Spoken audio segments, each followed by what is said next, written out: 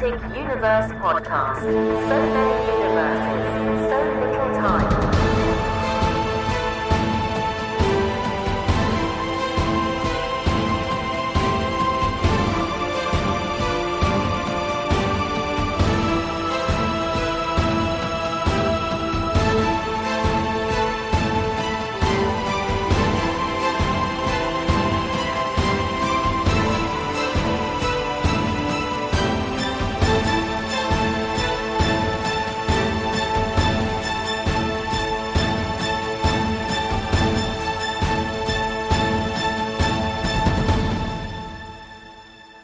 Hello, you are listening to the Mantic Universe Podcast. I'm Chris, and as ever, I'm joined by my good friend Clem. Hi, everybody.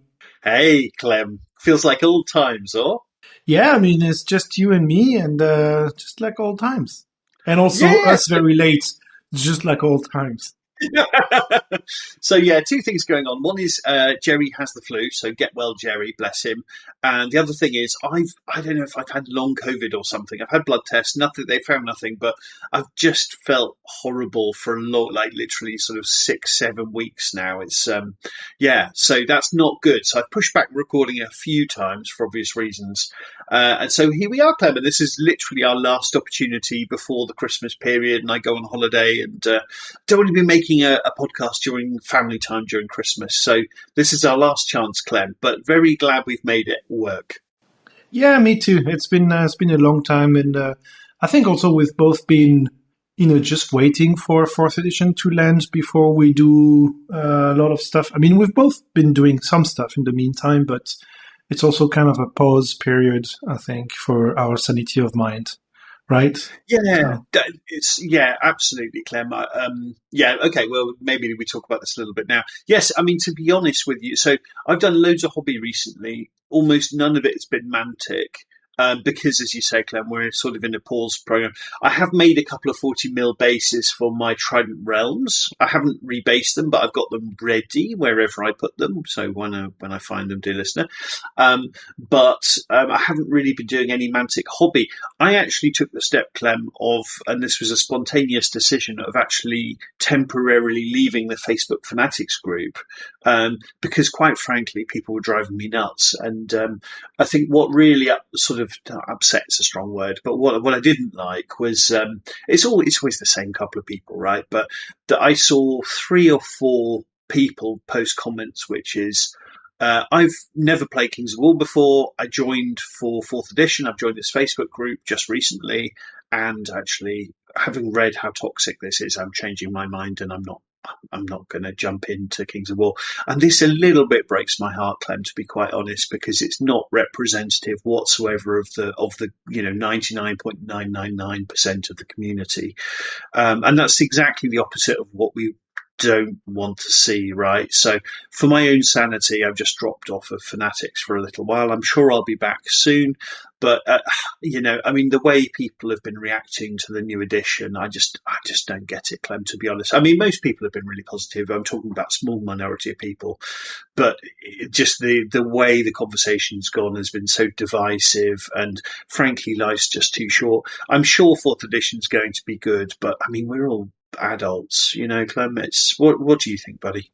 I think we're jumping in directly with it's good. Yeah, no, I completely agree with you. I just wanted to mention, it's the hobby kind of comes and goes, and sometimes you just want to do something else a little bit. And I think the few weeks before a major release like this, where everyone is a bit on edge and nobody really knows what's going on in details. I mean, we had previews and everything, but it's not the same as you actually have the rule book in your hands and can read it and then give it a try. And that'll come soon. And so we're back precisely for this, right? So, yeah. Hooray! Perfect. Thanks, Clem. Yes, I that was definitely on my chest. So potentially we should have saved that for later in the pod. Perfect, buddy. So, Clem, let's talk through what's on the menu for today then. So we've got our introduction. That's what we're doing now, dear listener. We technically have a Warpath Firefighting Dead Zone latest news episode, Clem. Wink. We then talk about our Panethor Kings of War, where we're actually on a lot steadier ground there.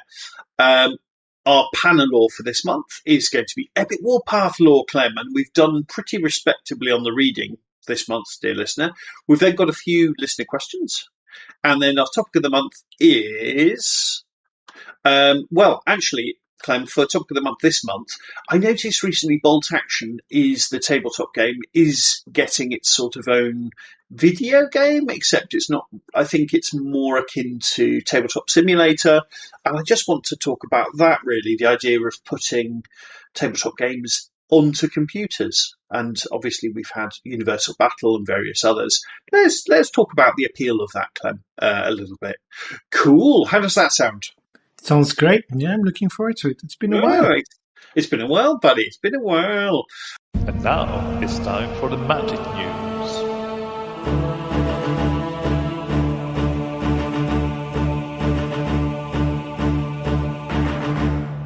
Cool. So, should we do Mantic news? Yes, although I haven't followed very closely what's up because as we just said, I kind of cut out most communications to not go crazy. But we can talk about what we've seen, because we've seen a few things still. What have you seen, Chris? So, well, I mean, the elephant in the room is, of course, is 4th edition. And the last couple of days, I've seen a picture of Ronnie and Tobias in the Mantic store with 4th edition product on the shelves. So that's very exciting.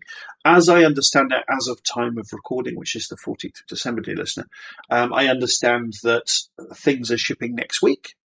So that's great. I think, to be honest, I think once this is in people's hands, Clem, I think people are going to settle down and start acting normally. And I think a lot of the people who were making a fuss will very quickly pretend they weren't making a fuss, if you know what I mean. It's, this is all totally normal behaviour. I knew it all along. Everything's great, and I knew it all along. This is great. Yeah, exactly, buddy.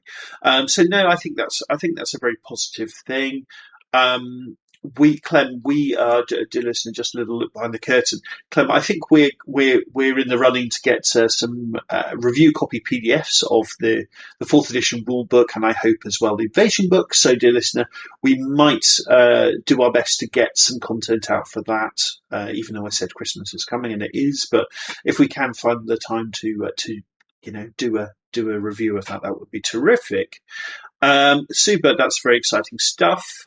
And Clem, have you placed an order yet with Mantic for 4th edition? No, I'm still waiting to see the actual books.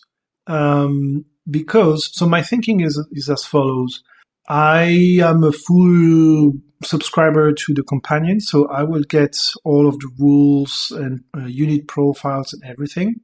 And so I can read all of that on there the day that it's released, right? Which should be sometime next week or this coming week. And then before I invest on a collector's item that are, both of these books, like hardbacks and supposedly high quality books, I want to see them because it's quite an investment, So yeah, and army wise, I am looking forward to the salamanders, but I'm not certain when we will see them on my mini factory. From what I understand, it would be around the time the rules are available, so also this coming week or very soon after. So that's my plans. What about you, Chris? Have you ordered any minis or any of the books? I'm the same as you, actually, Clem. Funnily enough, I asked my friend Stefan to if he could print me off some rhinosaurs because I don't have any rhinosaur cavalry for my salamanders. So it's interesting you mentioned the salamanders. I'm the same as you, buddy. I mean, I've had various different things in my cart, on the online store several times. I'm very interested in the 2 books, obviously, and I'm very interested in the Zakali.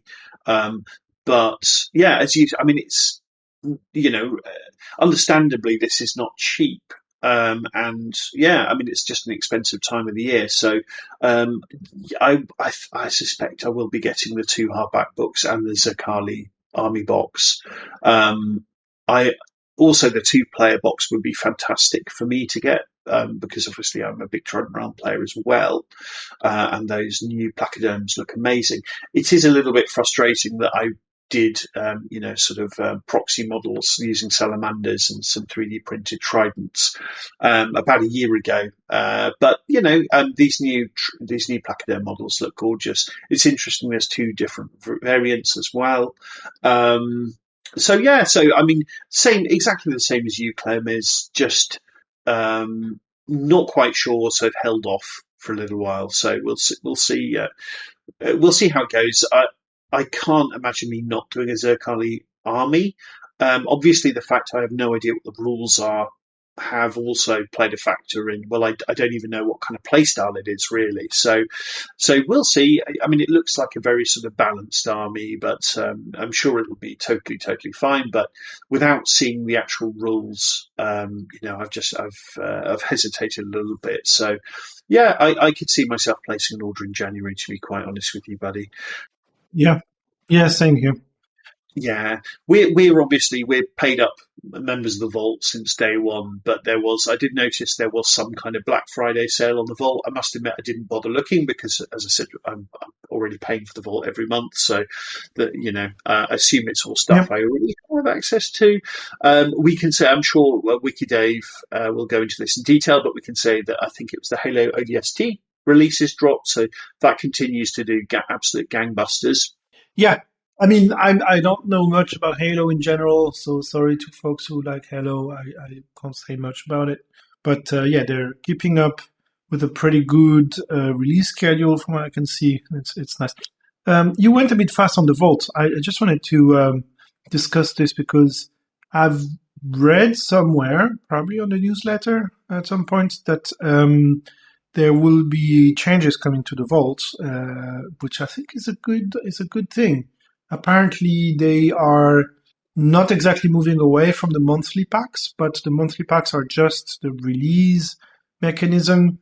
But for all of the back catalog, instead of, hey, I want the GCPS upgrades and I need to buy the July 24 pack or whichever month it was, and October one, instead of doing that, you can just target and buy exactly the files that you want, and I think that makes it a lot easier to navigate and understand.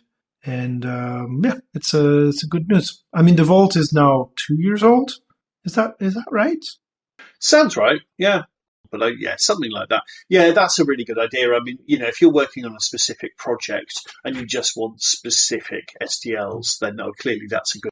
Yeah, and also if you're on My Mini Factory, I guess people will look for specific keywords, specific bits, and that's also something different. And Clem, and you mentioned just before recording, Mantic tend, and I think it's a great point, Mantic tend to do a bit of a news dump of around December as to what to expect for next year. So we're probably expecting the next news section to be pretty bumper of 2026 releases. Yeah, absolutely. Because at the moment we don't have that much visibility into it, right? We know the campaign books is a thing, and they said they would release 2 per year. Is that so? I believe so. That's it. 1 in the first year, which is this year, and then 2 per full calendar year. Exactly. So wait, in 26 there will be another book? In 2026. So the way I understand it, Clem, is there's 1 book in 2025, right? So it's coming out right. Oh yeah. And then for every full calendar year, 26 and 27, there'll be 2 books per year. That's how I've understood it. Right. So 5 books total. No, that makes sense. And for Firefight, we don't really know what's cooking. I mean, the Rebs were supposedly coming to Dead Zone in plastic at some point, and so I'd expect plastic Rebs means something in Firefight. And also, the Summer of Sci-Fi last year, there were hints at Nameless and Rebs. So I think we can look forward to this. I would expect even maybe a new 2-player starter. The Nameless for Epic Warpath, the STLs are definitely high resolution. So I suspect they've taken the opportunity to scout them in small scale to also do them in high, 28 scale. So a bunch of potentially interesting things coming up. We just don't know exactly, in which order or what's coming for 26, but I think there's a lot to look forward to. And as you said, we'll hear more about it, hopefully directly at the source in the Christmas, like between Christmas and New Year's Eve, as they've done the past few years. So yeah, exciting time. One thing I can add to that, actually, Clem, is the word on the street is the summer campaign will be a Kings of War campaign this year, which makes sense with 4th edition dropping, right? But and you mentioned it, absolutely, yeah. A new 2-player set for firefights. Oh, I'd be excited if it was Nameless and Rebs. I suspect it wouldn't be. I don't think they'd do two new factions in one box set. But who knows? Maybe. Would be. No, you're right. You're right. I think Nameless are perfect for an STL, like full STL release, and then some Rebs against something like Enforcers or GCPS or like a main faction, let's say, kind of like 40k cannot have a starter set without Space Marines in it. Although Mantic is not as rigid, but yeah, exactly. Yeah, exactly. Yeah, but it'd be interesting. I mean, I imagine what I could imagine happening for the Rebs release is them getting a kind of multi-kit sprue, like a bit like, the Halflings have the infantry and cavalry on the same sprue. I can imagine the Rebs getting something like that. Maybe a couple of sprues of sort of multi-kits, and then lots of stuff on the vault, because of course the challenge with the Rebs is it's all the different races, so that all the different units are very distinct. So a way of making potentially that. Yes. I mean, if you look at Antares, because we have to mention Antares in this podcast, right? I was going to talk at length about Antares, Clem, I'll have you know. Of course, but I just wanted to, take the precedence on this. Anyway, woohoo, I score points for this. The Freeborn, right? Like the rebels in Antares, they are also kind of like the style is, rebellish thing, but there is kind of a unity in style, Freeborn. Yes. And I think it's the same for other systems, other factions. Like, rebels is kind of a trope. And I think there is a way to make it so that you can have a uniform sprue styling. Like I can understand it's a bit more of a challenge than doing Enforcers or so, or like a very organized military force, where potentially you have all of the same pretty much. But I'm sure they can figure out something to make good sprues for the Rebs. If you've got talented sculptors, which Mantic definitely have access to, then I don't think it's an issue. I think you're right, Clem. I mean, the example you used, the Freeborn, yeah, you're exactly right. They've got lots of different kind of weirdo units, but it all feels cohesive. Part of the reason for that is it sort of has a sort of a tentpole theme of kind of like Dune, like Frank Herbert's 1960s Dune, and then within that they then have the different weirdo races. So you can see the design aesthetic across the range everything is unified, as you're kind of hinting at, Clem. So if you've got but I mean, mind you, if you think about, for example, the Plague in Firefight or Dead Zone, they've got kind of weirdo gribbly monsters. There's quite a different thing. There's a few different things, or Maison Labs perhaps. There's a few different things going on, but I would say Maison Labs all looks cohesive as it is, even though you've got disparate elements. You've got the troopers, you've got the zombies, you've got all kinds of crazy nonsense going on. It does all look like a unified faction. It doesn't just look like random minis thrown on the table, so that's good and be exciting. Yeah. I suspect Mantic were quite disappointed at the failure of the shrug on the internet of their social media campaign. Their attempts to get a buzz going for the Rebs, and it just fell flat. And yeah, I think we're pretty close to the objective now, or we even reached one of them. I don't remember, but yeah, no, I think you're right about the Maison Lab example, and I think that's actually a good angle to approach Rebs in Firefight. Like Maison Labs is some GCPS models, some plague models, and some specific models on top. And shake well and serve on a couple of ice cubes with an olive, and it's a delicious cocktail, right? And I think for Rebs you can do something pretty similar. Yes, I agree with you, Clem, and it's obviously a very economical way for Mantic to get a new army out. I'd argue at this point, I'm starting to get a little bit nervous they've done it too many times, because if you do it too many times, everything starts to look the same. If you've got every army with the same vehicle, the same infantry guts, you start to lose the uniqueness of the armies, and that's why I worry with Kings of War. Sometimes I wish, a Mantic. Obviously, there's a temptation to, if you bring out a new plastic sprue for Kings of War, there's a temptation to put that in the Trant Realm army, in the Forces of Nature army, in the Green Lady army, but you can only do it so many times, and then everything starts to look and feel the same kind of thing. So, they've got to maintain that unique character of things and not dilute things too much. But be interesting to see what happens, Clem. If you haven't got anything more to add, buddy, should we keep things moving forward? Yeah, we're still in Mantic news, right? And it's not even half an hour in, so I think we're doing great. We should add some filler, I'm sure. As we were looking at the show notes, Clem was like, that'll be 5 minutes of Mantic news, but it's us. So, we go on Hey, speaking of going off on tangents, Clem, so on getting ahead a little bit here, but Friday night, I went for dinner with the Gentlemen's Dice Club, and it was delightful. And they brought up Laserdiscs. Like, why the hell are you guys going on about Laserdiscs?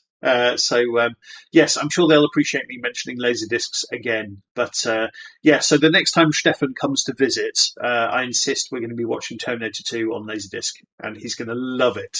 That sounds like a plan. But it's our podcast, Sure, it's called the Mantic Universe Podcast, but we want to talk about Laserdiscs. I mean, it's got the word laser in it. That's a bit sci-fi, isn't it? Lasers? It is. I guess. So wait a second. I think at that point I must mention 10 mil playing, like fantasy 10 mil, right? Because we've done Antares, we've done movie, sidetracks. Fair. Let's get everything out of the way. So let's talk about completely unofficial ways of playing. And we're a true Mantic podcast. We found a new Kings of War group, which is very exciting in Turingen. But they play in 10 mil. So whoop whoop. So we're still going to try to make contact and build those bridges. But true people, 10 mil people, they're special, aren't they, Clem? Very special. We are absolutely. So wait, you said they're not so far from you, Turingen? That's just east of you, right? Far. Yeah, exactly, Clem. Exactly. So it's the federal state next to Hessen, just to the east. Exactly, Clem. Famous for their sausages and not much else. So we'll figure that out. And we know because a player came along to anyway. We're getting ahead, but a player came to an event that I attended yesterday. And he was sort of a refugee. He'd recently moved to Stuttgart, so he was a refugee from this group. So I was like, hang on a second. Who are those people? Where do you come from? Who are those people? So, so we're making progress, Clem. That's good. Making connections. Nice. And I won't say any more because I'll talk about it in the relevant section of the pod. Cool. And brilliant, Clem. And then one other thing that I just wanted to mention without going into massive detail, and it is very, very personally, it's very exciting, and I'm thrilled, is that my good friend Alex of the Frankfurt Kings has joined Mantic as their new marketing manager. And he's left. He was working for Nintendo for a very long time, and he has, as of time of recording it, he's worked for Mantic for 2 weeks. And I think Q1 or Q2 next year, he's relocating from Frankfurt to Nottingham, or the Nottingham area. And it's, in a way, it's sad because both Alex and his wife Mariana she plays as well, and they are the most wonderful people. They're just fantastic, and they're very good friends of mine. But of course, I'm really happy for them, and as much as they're starting the next chapter of their life, and it's obviously a very exciting opportunity for Alex, and it's one of those sort of dream job type situations. And I think Alex is such a talented, smart guy that I think, frankly, Mantic are very lucky to have him, and I look forward to seeing what he can add to to Mantic, and without putting too much pressure on him, because that's not fair. But it is very exciting stuff, and be interesting. And I just wanted to mention as well, Mantic. They advertised the Hobby Herald position when Andy Burgess left, and Alex didn't actually directly apply for that role. He knew it was going to drop. But once he read the job description, he was like, "Well, this isn't quite really my skill set. This isn't what I bring. I'm not a social media front-facing video content creator. I'm something else." So he just contacted Ronnie and just explained what he could bring, rather than the Hobby Herald role. And after a couple of interviews, I think Ronnie was sold on Alex's sort of vision and where he saw the value he could add to Mantic. And so, yes, so Alex is in situ, and yes, very exciting. So it was funny, actually. I think, was it on Thursday, Friday? Anyway, a day last week, and there was an email sent out from Mantic. So I immediately messaged Alex to say, "Alex, is this the first one you've written, or was this Dan?" And he said, "Oh no, this was Dan, but I've got another one coming out soon." So it's very exciting. I've already made it clear to Alex that, to be honest, even though we're very good friends, MUP doesn't expect any special treatment, because that's not fair to put him in that position, right, Clem? So I've just made it super, super clear that obviously, yeah, sure, we're here and we're very big Mantic fanboys, but we're not going to be pulling the friendship card, because let's be honest, if you're the kind of person that does that, probably not that good friends of the person. You're just trying to get out of it what you can, and that's not what's happening. We're friends first. So it is really exciting. There's tons of stuff going on. There's tons of things that we can't really talk about on the pod, but I think we'll see the bloomings of this. And we love Clem, we love Dan, and I think Dan and Alex will make just an amazing team together. I think they'll do really, really good things. It's really exciting, and I think, actually, funny enough, Dan and Alex did the same masters recently. They completed a quite hard marketing masters course, so I think that's a really great sign that they're singing from the same hymn sheet, as it were. So so I think they're going to make a fantastic team, and it's an exciting future. It is. I mean, congratulations to both Mantic and Alex. I love both of these, so it's a good match. And I agree to everything you said. And the way I see it means next time we go to Nottingham, we also can visit a friend, and that's great. And I also see it as a very positive development for Mantic. They keep bringing in new and great people, and highly qualified people. And that's definitely an investment for the future, and it's really good omens to what is in store for us Mantic fans in the coming years. So that's great news in my book. And I haven't followed. They're probably hiring other staff as well. Obviously, we don't know everything. We don't know everybody, but I take it as a very, very positive development when Mantic is growing the team and bringing really highly qualified people to, deliver the best games and the best service they can. Because obviously we've seen 25 was an extremely busy year for them, very successful year as well, I would say. And so the success means they can afford more people on the payroll, I suppose. But also means they need that, because the current staff, you can see, are just running around and doing 5 things at the same time, and it's always hard. And so we're all very aware of that. And I think you always hear, "Oh, Mantic is a small company, so it's fine that they do this and that." And I kind of call bullshit in this argument. Yes, they're much smaller than GW or much smaller than larger companies, but they're not small anymore. Like they're not like a 3-man company that relies on one product for survival. They have so many things going on that they really need to structure, the staff and their operations and organization, and that's definitely what they're doing. And it's really great to see that it's happening, and yeah, looking forward to how that translates into cool emails and cool marketing and communication and so on. So yeah, absolutely.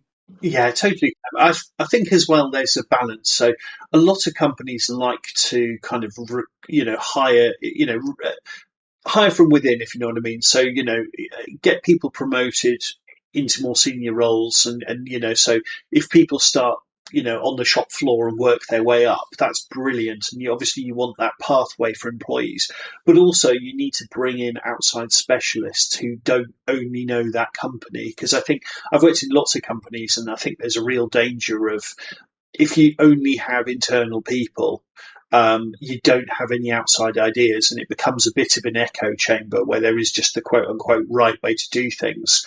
Whereas, if you have people with wider industry experience, they tend to bring fresh ideas and fresh ways of doing things. And, having that balance between those two things, I think is very important. It is, absolutely. I mean, you're an expert in this, and but I've seen the same, right? Like we've always done it this way, so why would you change, or why would we need to change anything? It's a very dangerous mentality. So yeah. If you've been in a job for more than a couple of years, you stop seeing the wood from the trees. It's easy when you come into a new team or a new role or whatever. It's very, very easy to look at the processes in place and go, okay, well, why are we doing this? This is, we can do this more efficiently. We can do this quicker. We can do this cheaper, whatever it might be. But once you've been in there, even if you have this sort of change mentality, once you've been in there for a couple of years, it's very hard to be self-analytical when you're having to do your job.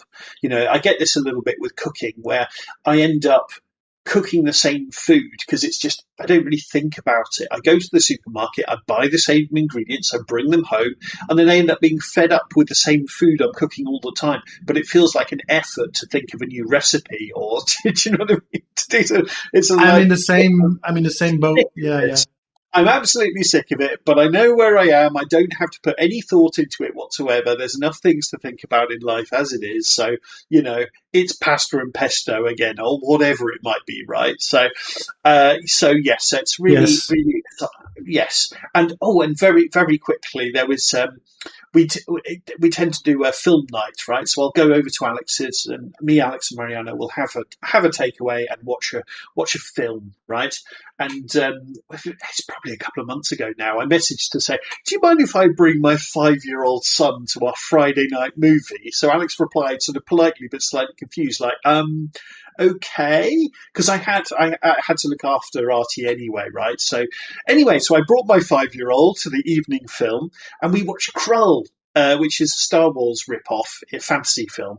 And we had the best time. And Artie absolutely loved it. And, it was really, because Alex and Marion were like, why is he bringing his 5-year-old son to a film night? That's a little bit unusual. But we ended up having a brilliant time. We played Turtles on his Switch. And we watched Krull, which is fascinating. It's a Star Wars knockoff, but it really could have been a good film. Like, with just a little bit more thought, it really could have been a good film. And then at the end, when the goodies are storming the baddie castle, Artie, who is 5, asked the question, why did the baddies make it so easy for the goodies to climb up into their castle? And Alex laughed, and he was like, yeah, if a 5-year-old can point out the plot holes in your film, something's That's gone a bad sign. To be fair, he's a very smart 5-year-old, so he's a sweet kid. The writer's good, but and as well, I think Alex or Mariana pointed out that the two leads, the prince and the princess, the love interests, they actually have a lot of chemistry together, and the film almost immediately takes them apart for the rest of the film, and they only meet up together at the end. It's like, this film actually could have been really good, and it had an amazing cast actually, but it's fascinating. And actually, Alex and I talked about maybe in a few years we'll start a film podcast where we talk about fantasy films, because we watch so many great podcasts. Great podcasts, great films.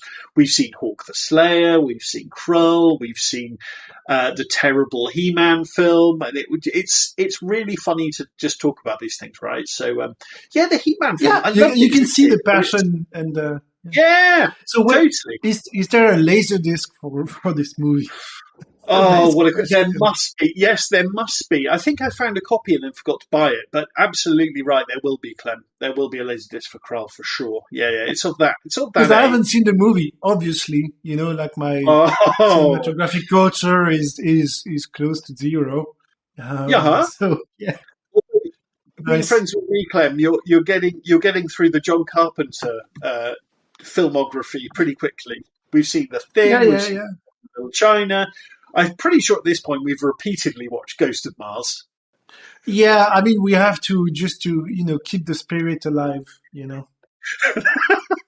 And there's a really funny podcast called How Did This Get Made? And it's basically three comedians and they watch terrible films and do a live show and record it for the podcast.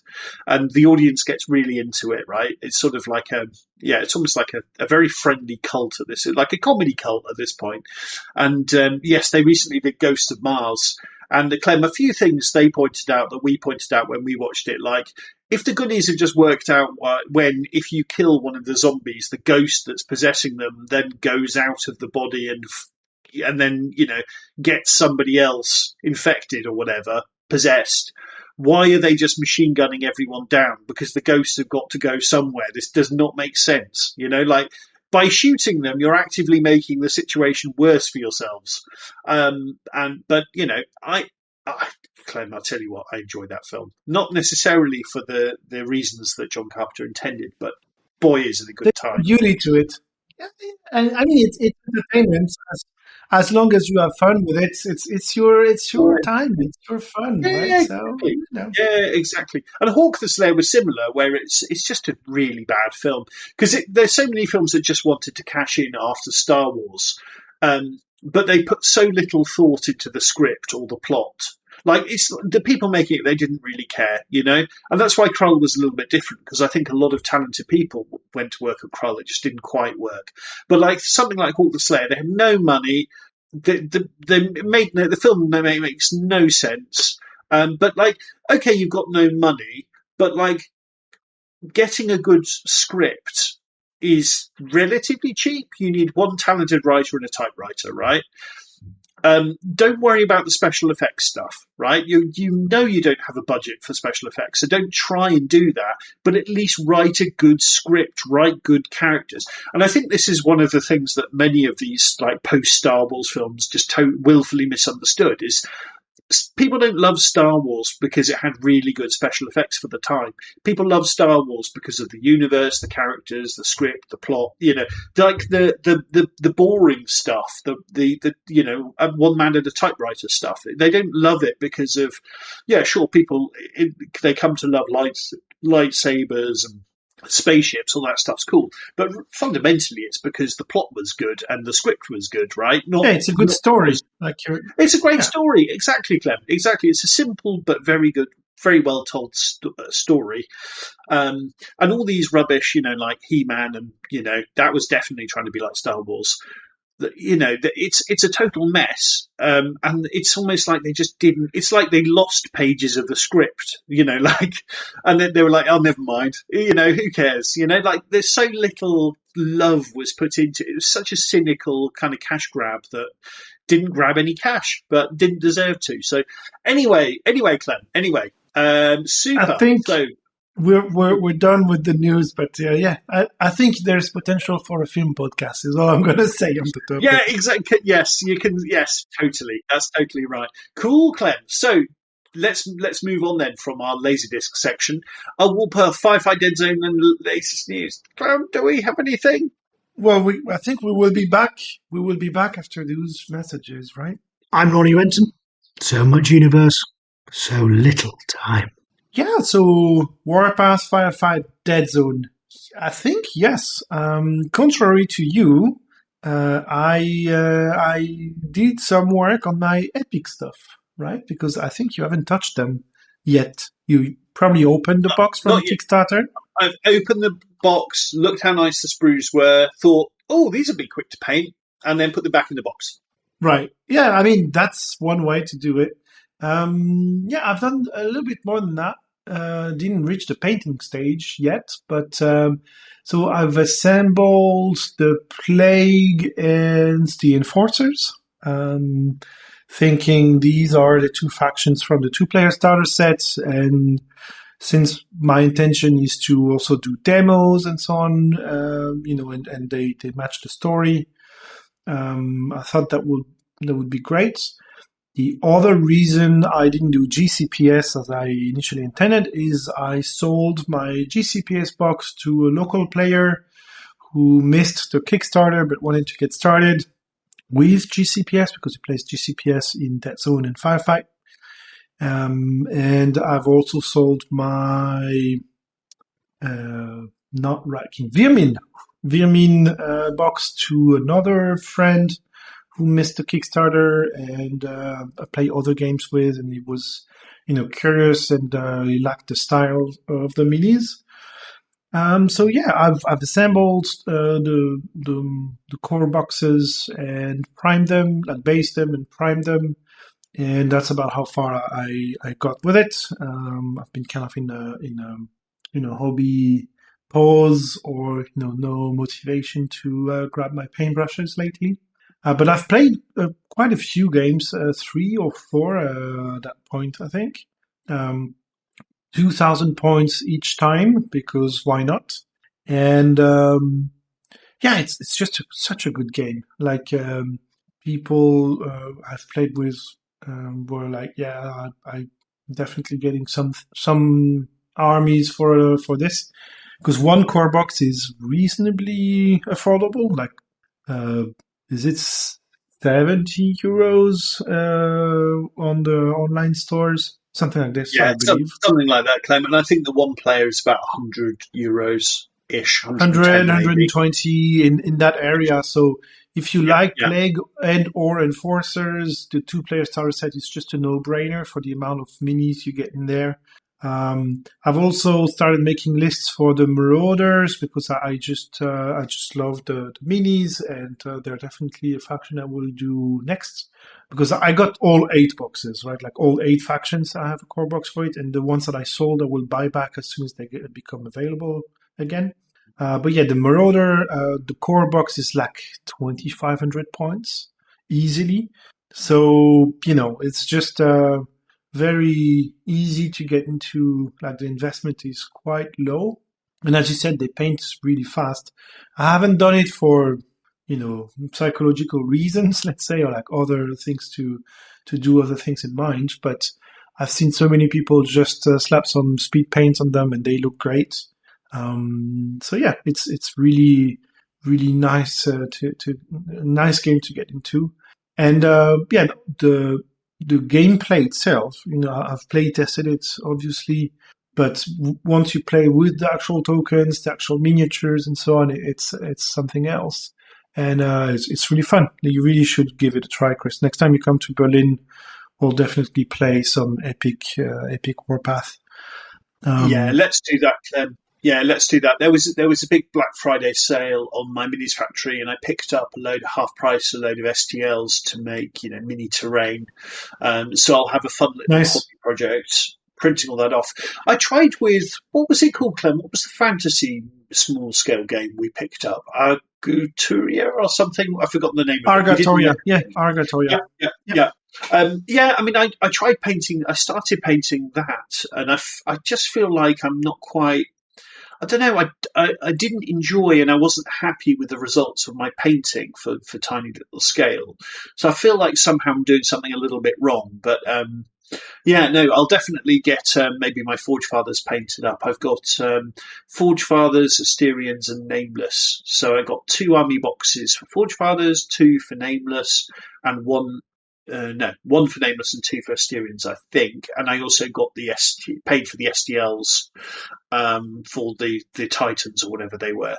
No worries. All the reinforcements. Yeah, right. Yeah. The STLs and the Kickstarter is everything reinforcements.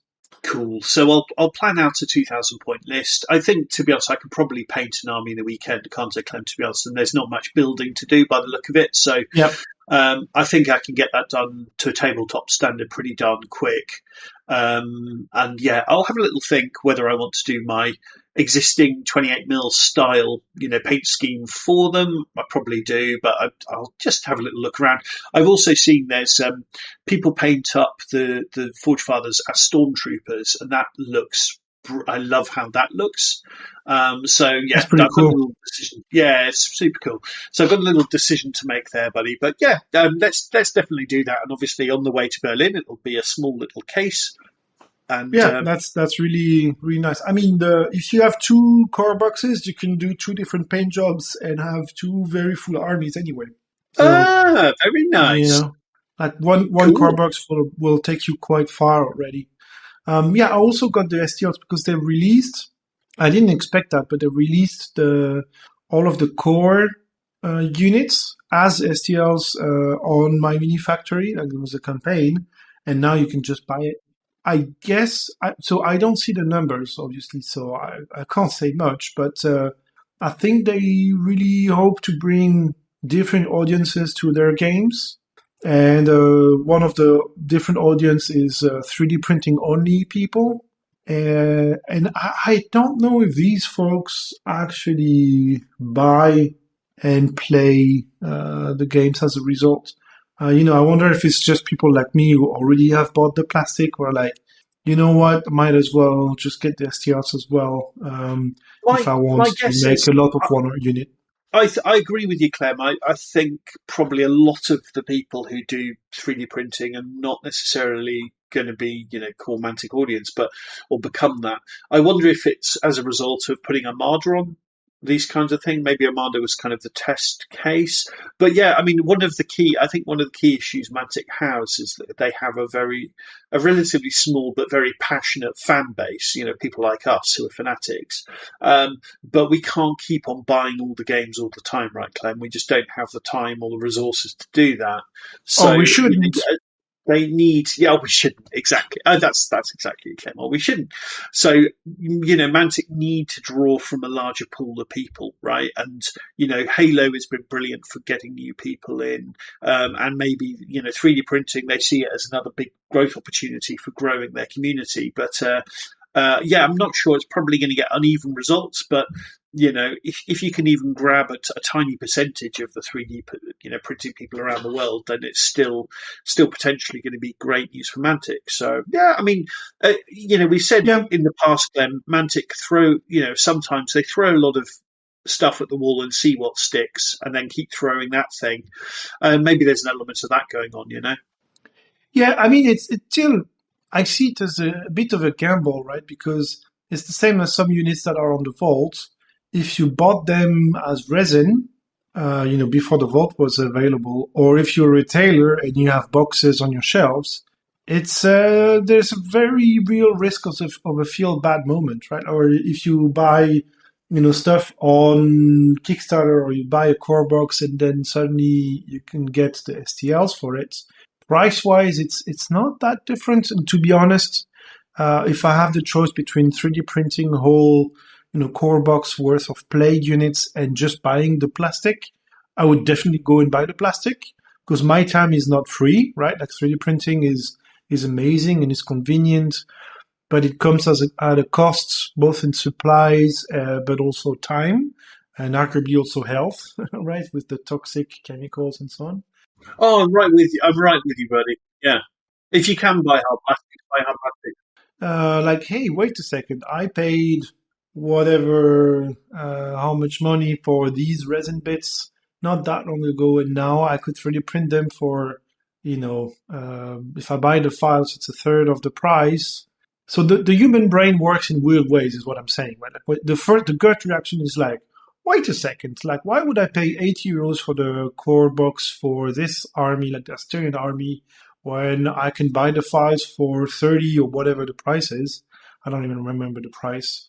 And then print them for free, which obviously it's not for free, but that's kind of how the brain works. I'm worried it might, send the wrong message. But I also fully support the very forward thinking they have with 3D printing, where apparently now they will get great printers to print themselves some stuff to offer the option to buy 3D printed minis for people who don't have a printer themselves. And they offer a lot of their catalog as 3D printed, as STLs, or they also design their plastic kits with resin extensions. Resin can be 3D printed or bought already printed, already cast.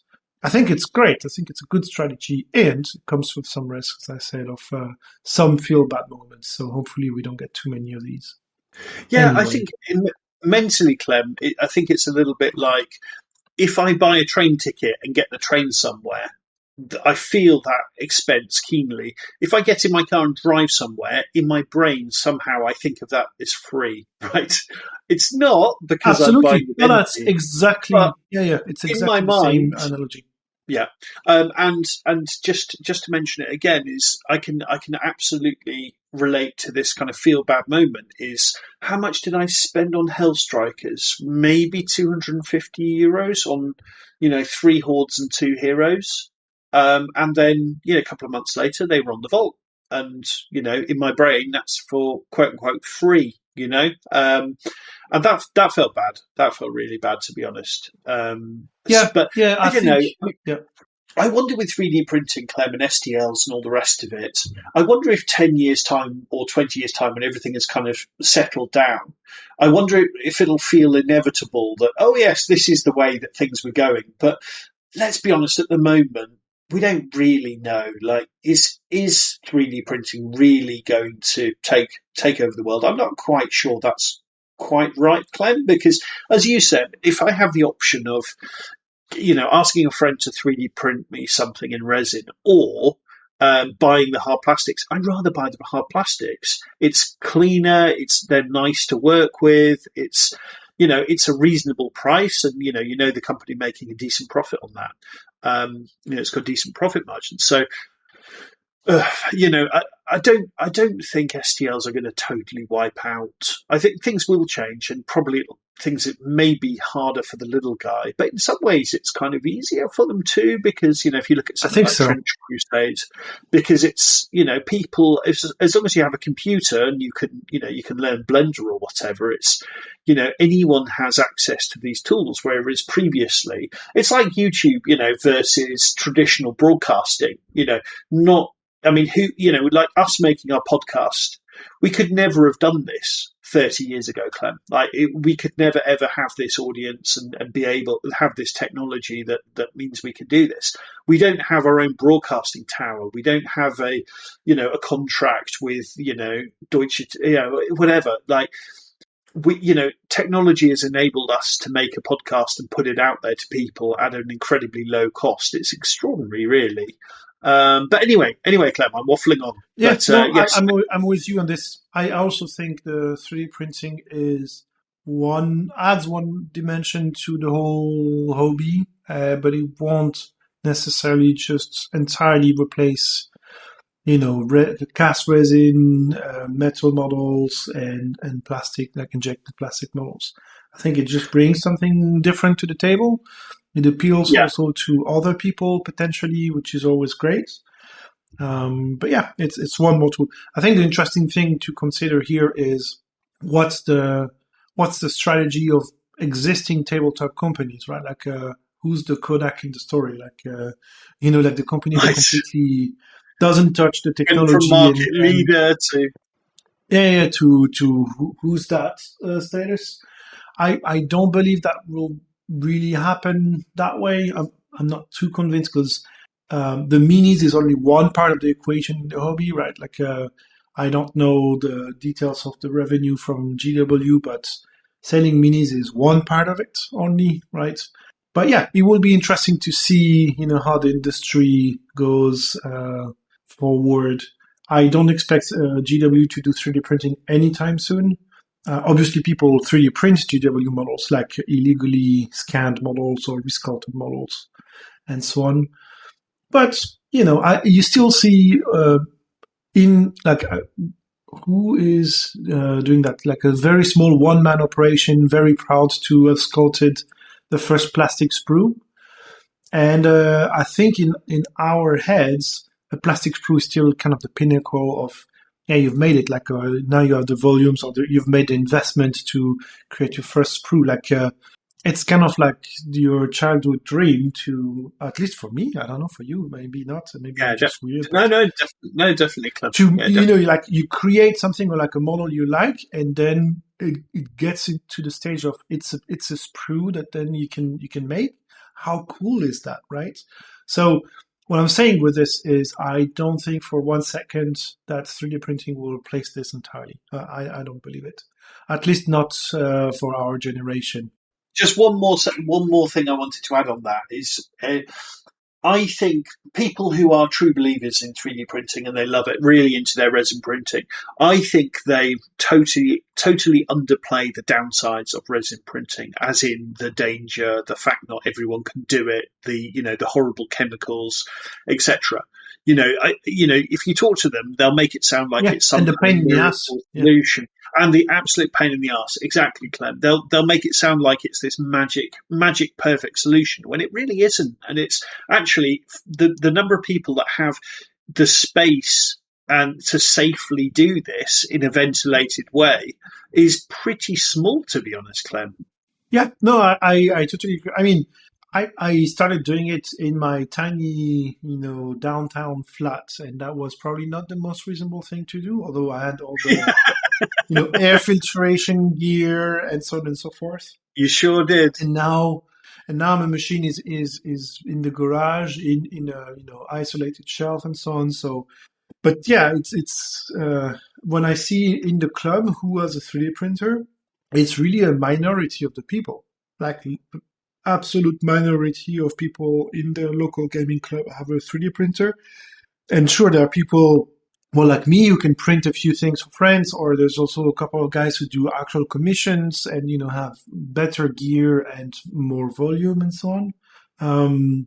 I've seen also people who had a resin printer and were like, you know what, I just had a baby, or yeah, I've done it for a while, but the trade-off is just not worth it for me, and I'll just sell my printer, or I'll switch to a filament printer, because the filament is not as toxic, right? So, yeah, I'm totally with you that 3D printing is not for everybody. It comes with a lot of constraints and downsides. Absolutely. Yeah, and I love my my plastic printer. Being able to print terrain and just make nice looking tables is absolutely amazing. To be fair, it is brilliant. Yeah, cool. Just one last digression on the topic. One of my colleagues, the guy is very much into filament printing, got a Bamboo Lab machine, like the Apple of 3D printing. And he printed some epic tanks for me, filament printing with a 0.2 nozzle, and I don't remember what layer height, but pretty small. And the results are very, very, very good. Like, honestly, it's borderline. Why would you use a resin printer for this level of good? Like, probably can't get away with the infantry, but the vehicles, yeah. Yeah, you can still see it, right? Like if you put the resin printed model next to the filament printed model, yes, there's absolutely no doubt which one is which, right? You can recognize it. And I'm 100% sure if you print what you need for your army and you paint them, who gives a damn? Like, yeah. Honestly, Absolutely. Yeah, I think, and I know because you print a lot with your filament printer. I do. I think you should consider at some point getting one of the, what's it called, A1 Mini or whatever. Like this, the entry level printer that they have, it really does amazing stuff. And I think arguably you can print vehicles, like small scenery bits. And so I almost bought one for myself, to be honest. Wow. I ended up not doing it because, I have printers at work, I have my resin printer, and I thought, I don't want to just spend more money on one more printer.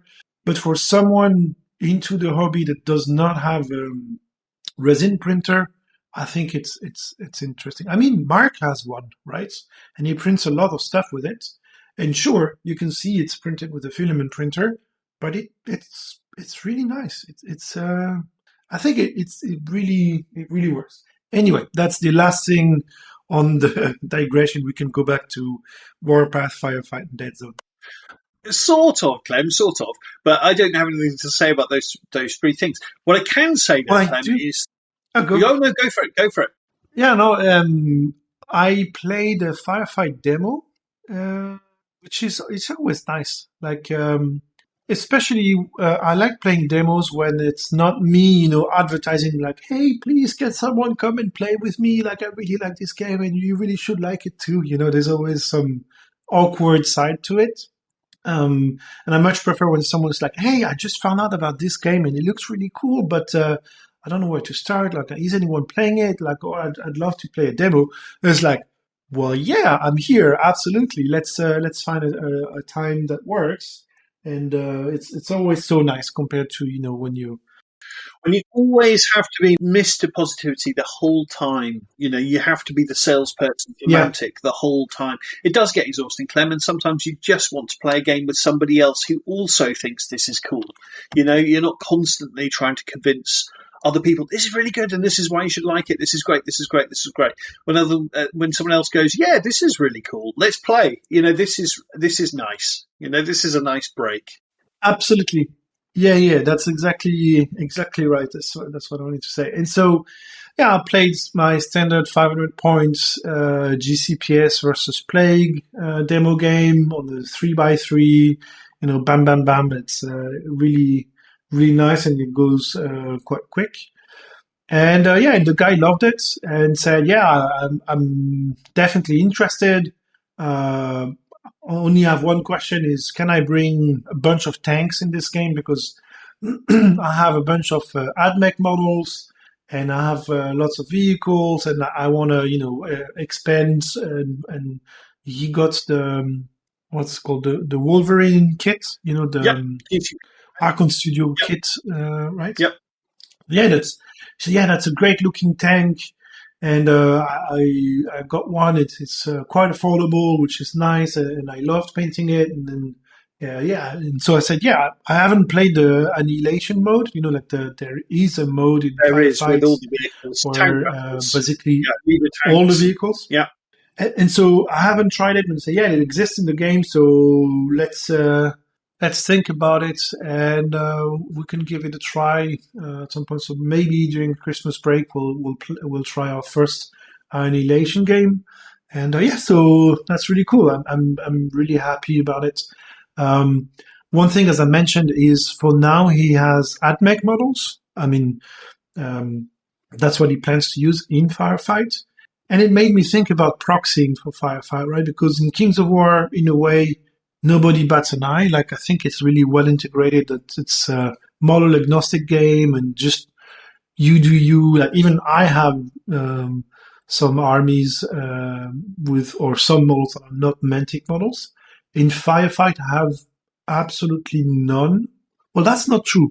For my Marauders, what are they called? I use squigs in my Marauders. So those are 3D printed. Well, it's not exactly squigs, it's like a 3D printed old school same spirit instead of the Mobists. But otherwise, it made me think somehow in Firefight, like, the universe is, in my head, the style and universe is a lot more defined, and it would feel very weird to use, Space Marines or AdMech in Firefights, or Necrons or whatever. But you know what? I think I really want to go one step further than that, or like past that. And as we often say, for your first army, do whatever. Like, if you come into Firefights with an AdMech collection of models, great, enjoy the game. And the thinking is, for the second army that he makes, that would be a Firefight actual faction. So yeah, I don't know. What's your opinion on proxying in firefight? I completely agree with everything you just said, Clem. It feels a bit weird. I think maybe as well because they're individually based rather than multi-based. Maybe that plays a role. But also Mantic has a full range of models. You know, you can't make the case that Mantic doesn't make the model for this, and therefore I'm entitled to proxy. I would agree. I mean, playing with AdMech, it would feel like the a dimensional gate has opened up, or a tear in reality has happened. If I look at AdMech, I think they're AdMech. I don't think, that's a GCPS faction. So, completely agree with you. But I also totally agree with you that first army just let people do whatever, and hopefully their second army will be a Mantic army. You know, get them playing the game, and we'll talk. You know, but it's just having more people to play is brilliant, and that's the one thing Firefight desperately needs is people playing the game. I love Firefight; it's one of my favourite games. The last time I played it, Clem, was your event in Berlin. That might have been 2 years ago now. You know, I can't remember when that was.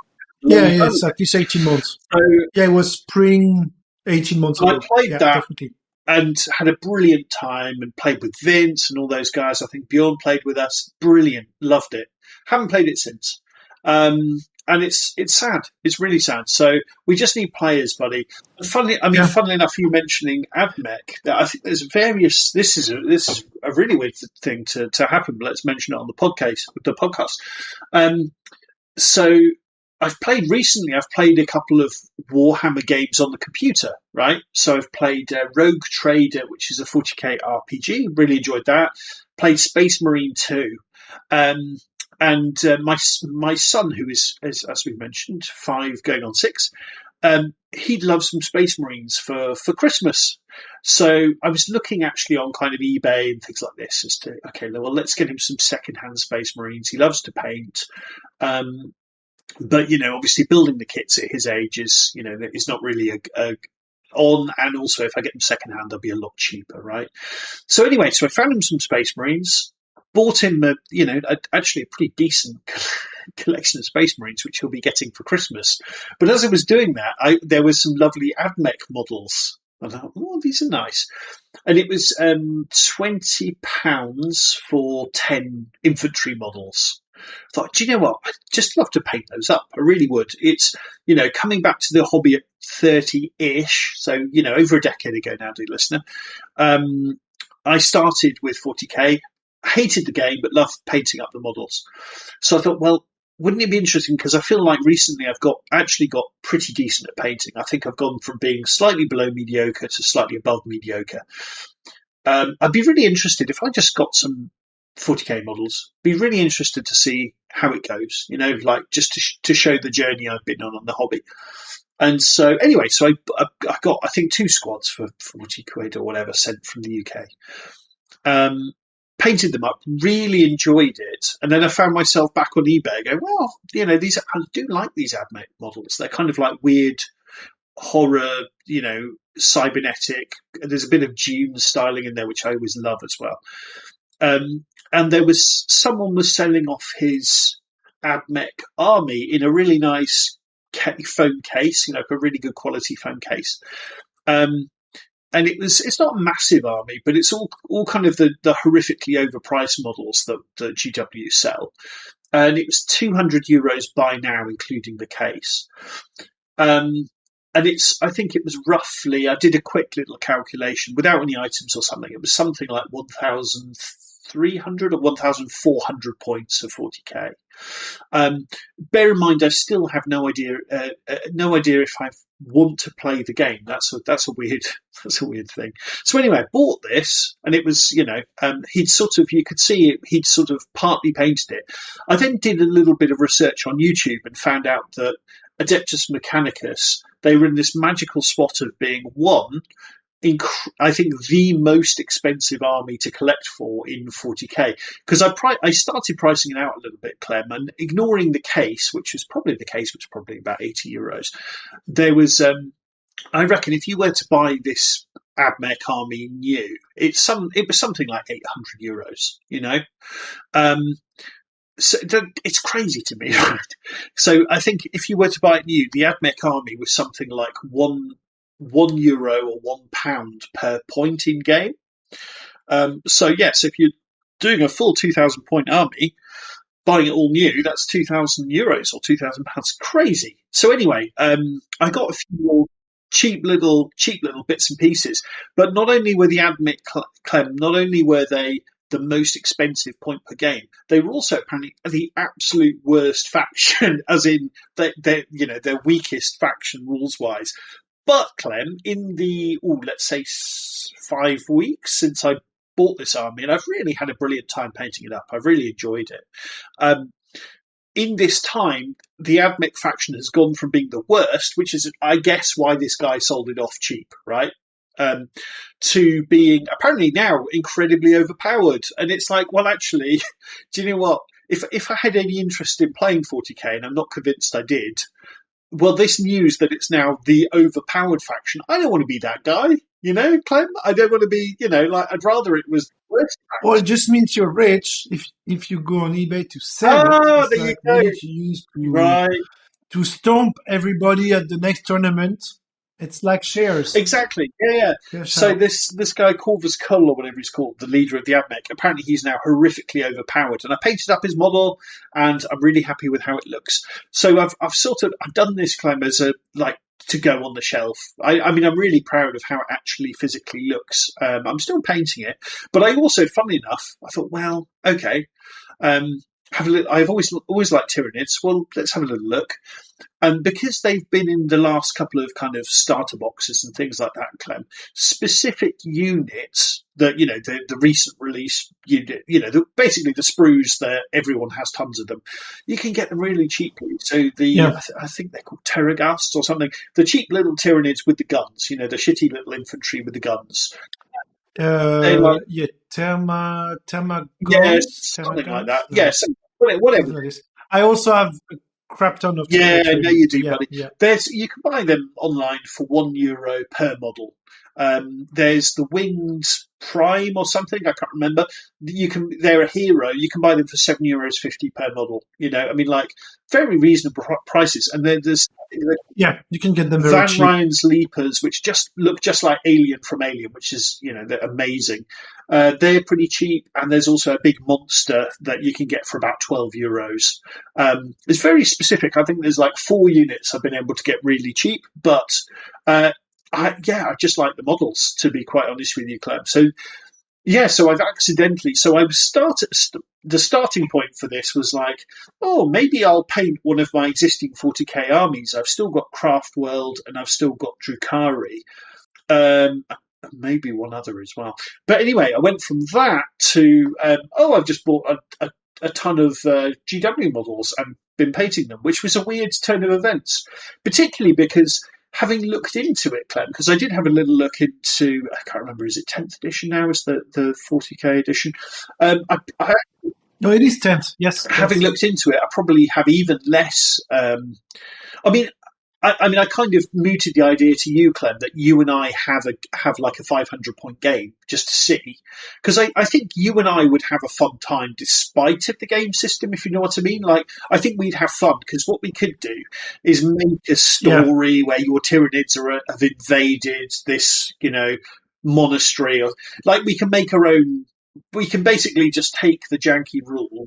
Yeah, none of us are trying to win the game. It's exactly like you said. It's in spite of the game, we'll have a good time because it's you and me playing. Right? Exactly. So, we can take the things we like from it, the cool models, the story, and then we basically just smooth over the jank. And the fact neither of us are trying to win particularly. So at some point, I would like to do that. Oh, and something else I even did, Clem, is crazy. God, I spent a lot of money on models recently.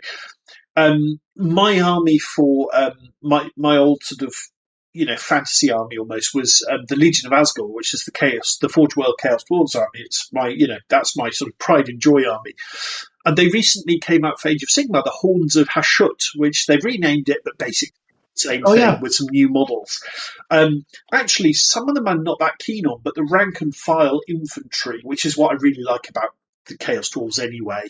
I really like those models. So I picked up, and I did this before all the 40k madness, I picked up the new starter box with the rule book and the cards, and actually only about 13 models. There's really not many models in it for the money. But I really do love those. I do love those models. And I had 2 ambush starter boxes for the Abyssal Dwarfs. So I've put some of those on round bases. I mean, to be honest, I already have a ridiculously big Legion of Asgore army. So, like, it's not like I need more models, but it's just a cool hobby project. And I've painted up a few of my Forge World models, which were, in my pile of shame. And it's been a really cool experience, particularly because, like painting up some of the Ironcasters or whatever they're called. I can really see how much I've improved at painting, and it's cool just to add a couple of hero models that look a lot nicer. And I've even gone back to some of my old models and just done a little bit of a refresh. So it's been a really great little hobby project. Again, I mean, I sort of mooted to my friend Caleb, maybe we could have a game of Spearpoint or whatever it's called. Because Spearhead, that's it. Because this one is a Spearhead. The pre-made lists from AOS. Yeah, because some months ago he was saying, maybe he's got the Caradron Overlords. Maybe we could play. And I was like, not sure. I did look into it, but we never made it happen. And then I went to him and went, maybe we could have that game. And he went, I'm not sure. So I don't know. I mean, yeah. I suppose it's like, I'm not, don't panic, dear listener. I'm not going to suddenly go to Warhammer tournaments and things. I've almost got these models for a different reason to why I buy Mantic models. I mean, Mantic models are good pieces to play games with, and this is more kind of, I've just enjoyed the models, right? I mean, that's how we are, right? Like, if you drop us in all-you-can-eat buffet, we'll stuff our faces with everything available from first dish to the last dish. So we're the same with tabletop, right? Like, I also got some GW models, and I don't play them. I just some of them I just stash for someday that I hope will happen, but will probably never happen. That I would get to them, and some of them I actually really enjoyed painting. Yeah. Right. Like recently, I started buying some Chaos Space Marines because I think they're cool, and I haven't touched them yet. But someday, hopefully, I will. And as I mentioned, I also have a bunch of Tyranids. The last time I played a game with them, I think, was probably 1 edition ago, and it was horrible.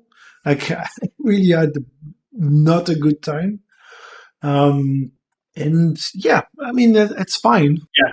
GW, they make nice models, and I think actually sort of collect. And there's just bits of we're just doing different bits of the hobby, so it's kind of the collecting and the paint, the building and the painting bit. With GW, that's actually a really good experience. The models actually go together really nicely. They're fun to build.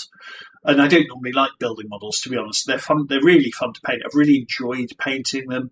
I've also been kind of 3D printing a kind of, destroyed classic 40k town. And I've even noticed with 10th edition, Clem, like there's very specific ways you're told to set up the terrain on the board. So, it's for match play reasons that, you're supposed to have these very specific L-shaped destroyed buildings at these exact points on the board. And I've seen people at Quest Hub playing it, and it looks silly, and it also it's not thematic at all. Whereas obviously what I want to do, to be honest, is put this beautiful, because it looks great, Clem, I'll send you some photos, but it looks really, really nice. This destroyed, AdMech or Imperial City. And I've also done kind of lots of sci-fi cargo crates, and I've got this kind of like clearly kind of industrial area. So I was thinking, put down this beautiful looking, very dense terrain town, and then maybe you and I could, for example, just someone I'm a very good friend with, and we really understand each other, hobby-wise and otherwise, and just play a little game and see, and just iron out the jank and just have this sort of experience. Put some cool sci-fi music on as we play, and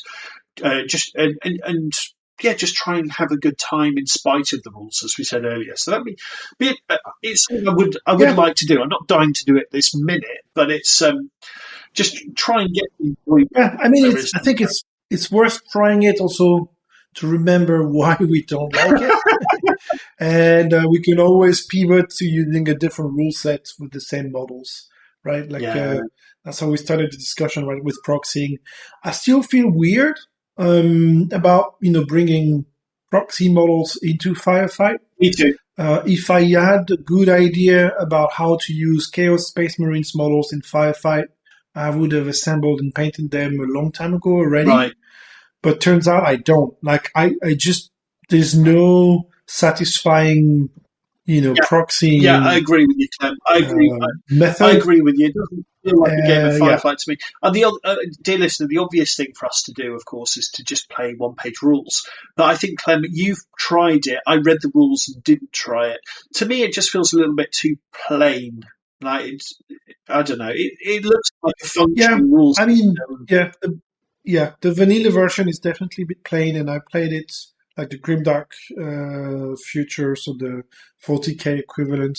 I've played it a few times, and it's nice. I love the, just put any model you like on the table, and you can roll some dice, and it gets old pretty quickly. So yeah. But there we go. Anyway, dear listener, got that off my chest. Yeah, there we go. Cool. And then one other thing, while we're talking about it, on one of our very long tangents, is I just wanted to talk a little bit about Conflict 47.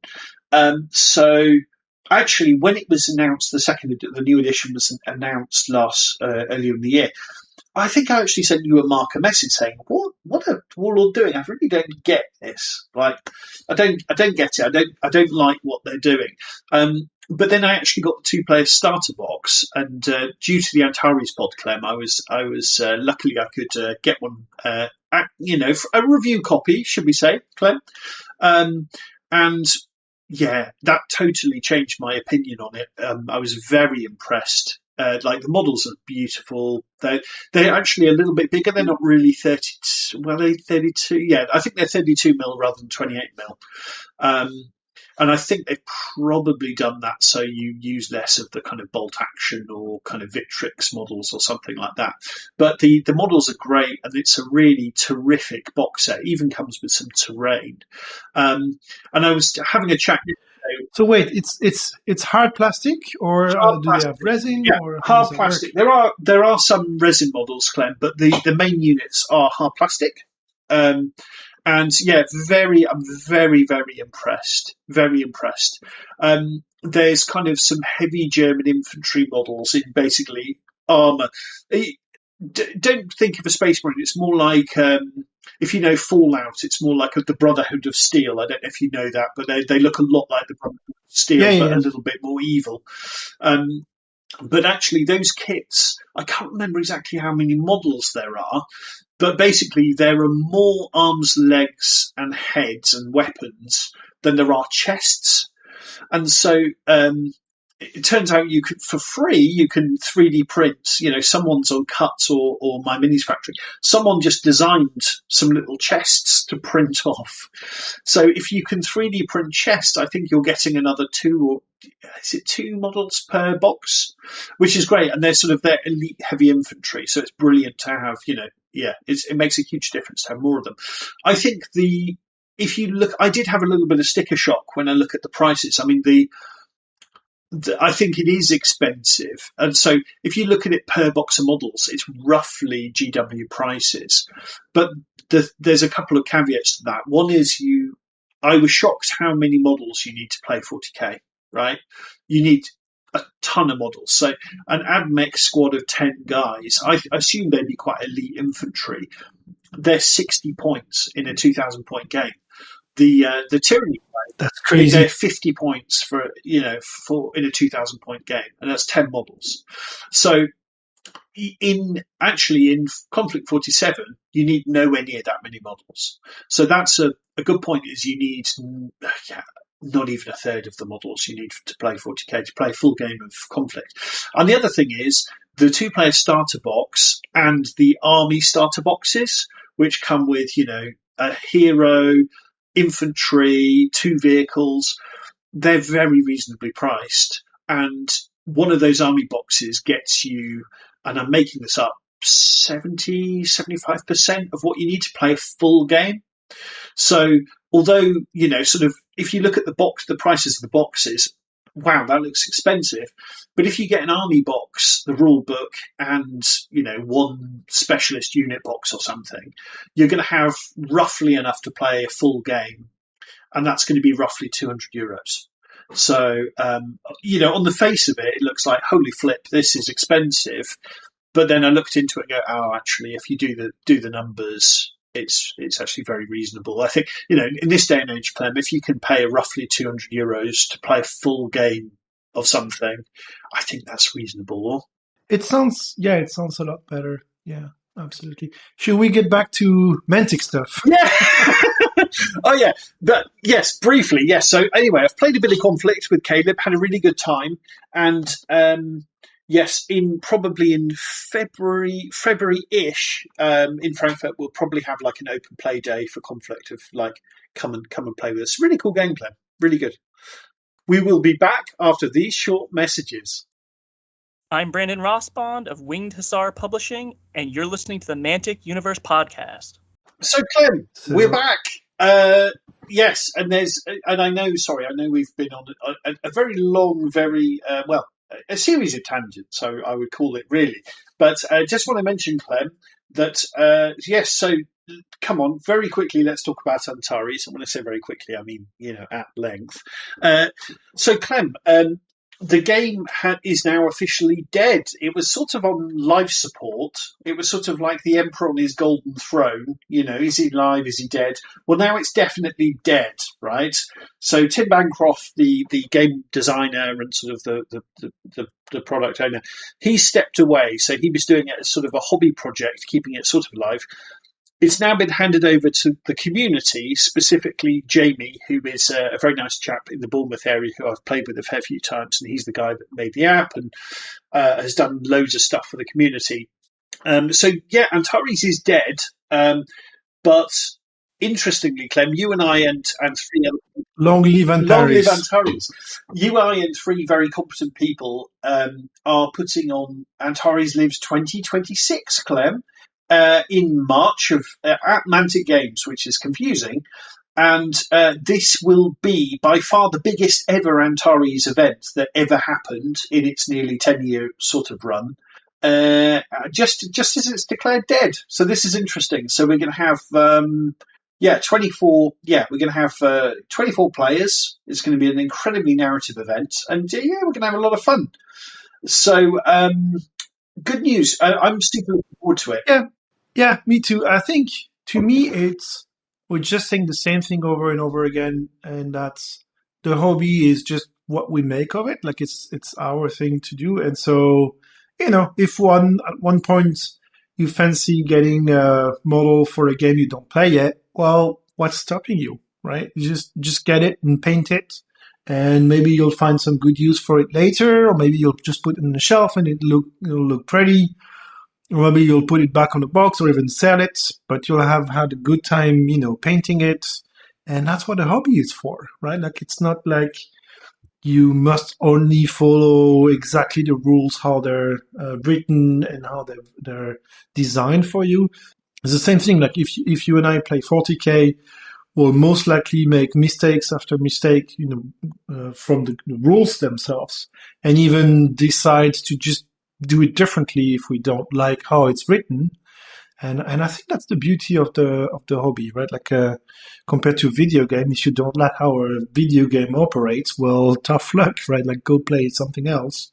Tabletop, it's just you're playing ultimately with another human, and humans get to decide what they do, right? Like the dice sometimes tell you what happens, but I'll take an example in this digression. Whenever we roll for scenarios, very, very often it's like, no, I don't like this scenario. Let's roll again. And it's like, we just do it how we like. And I think Antares is yet one more example of maybe it's not commercially successful or commercially available, or although you can buy models now still.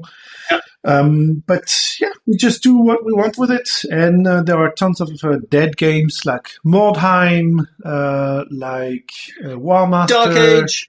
Oh, I love Dead War games, as you know, Clem. There's no, it's, as you say, Clem, it's ours, right? There's no sort of contradiction to that. It's just ours to enjoy, but there's no pressure to keep up with any rules changes, no pressure if we don't want to for any ongoing investment. It's just a closed sandbox we can just enjoy. And I've bought over the years, I've bought various game systems like Fallout, which I haven't actually played very much, but it's kind of like, look, this is mine, I've bought it. And at some point, I'm going to come and really enjoy this and really get into it. It's not right now. I've enjoyed painting up models. I've enjoyed, doing all these bits and pieces. But it's just a sandbox that, whether that game the rules change going forward, I'll kind of, I'll keep an eye on it and see if I fancy playing it. Or what's the latest rules edition? But I don't have to do that. I can just play what I have and enjoy what I have. And as you say, Clem, if there's things about it I don't like and the person I play with doesn't like, then we just maximize whatever it is to maximize our enjoyment of this thing, right? It doesn't matter. Like it's like it's absolutely, when you came and joined me and Caleb for a game of Antares, and you were like, they were like pretty basic things. You were like, guys, you're playing this wrong, don't you? And we were like, are we? Okay, but. Neither of us have thoroughly read the rules. We skimmed the rules once, and then we're playing it, had a great time, and there are bits where we go, well, we'll check the rules later. And that is actually a weakness of Antares' second edition, is it's not clear where to look for things, so we just don't bother. We just go, we'll do whatever, makes sense to us, So we're playing our kind of, without really intending to, we're kind of playing our homebrew version of Antares. Because Clem, you were like, why does the gun have a different defense number to the crew? We were like, oh, don't worry about it. And you're like, no, I'm going to look this up. And, so me and Caleb are kind of playing our own kind of homebrew Antares. So you're ready to play with your son, right? Like totally. The pretend exactly. play or... That's exactly what I do. Exactly. And yeah, exactly. And that's exactly what we've done is we've played, he's got a few Space Marine models and we've played 40k, quote unquote. And I'm just making it up, making up the very simple rules as we go. And it's like, yeah, they get 3 attacks each and, but we're having a fun time and that's all that matters, and, is there going to be a 40k nerd that goes, no, you're doing it all wrong. Like, who are you? Get out of my house. What's wrong with you? This is, this is a you problem, not a me problem. So yeah, exactly, dear listener. So just enjoy stuff. And funny enough, so this is great. So I think probably roughly about 2 weeks before our Antares event, Alex and Mariana are moving to Nottingham. And then, so it's at Mantic. So Alex is coming to our Antares event. We're going to lend him an army. He doesn't have time to paint, which is fair enough because he's got tons going on.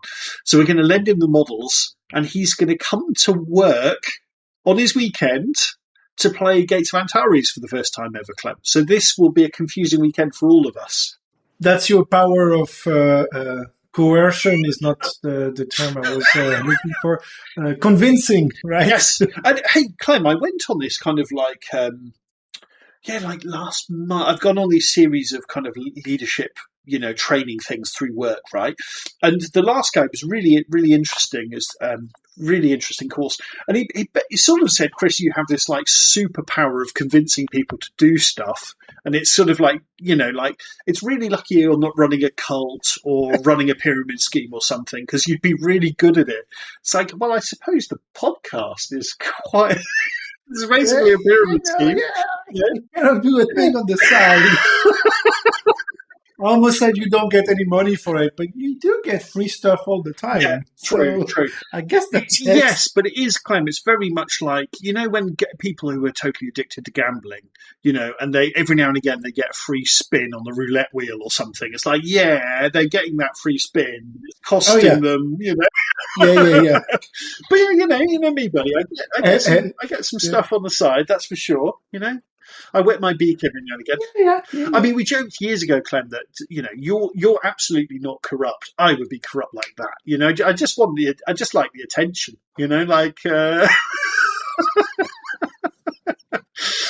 I think it's just for the game, also. Just for the sake of I got free stuff out of it. Yeah, totally.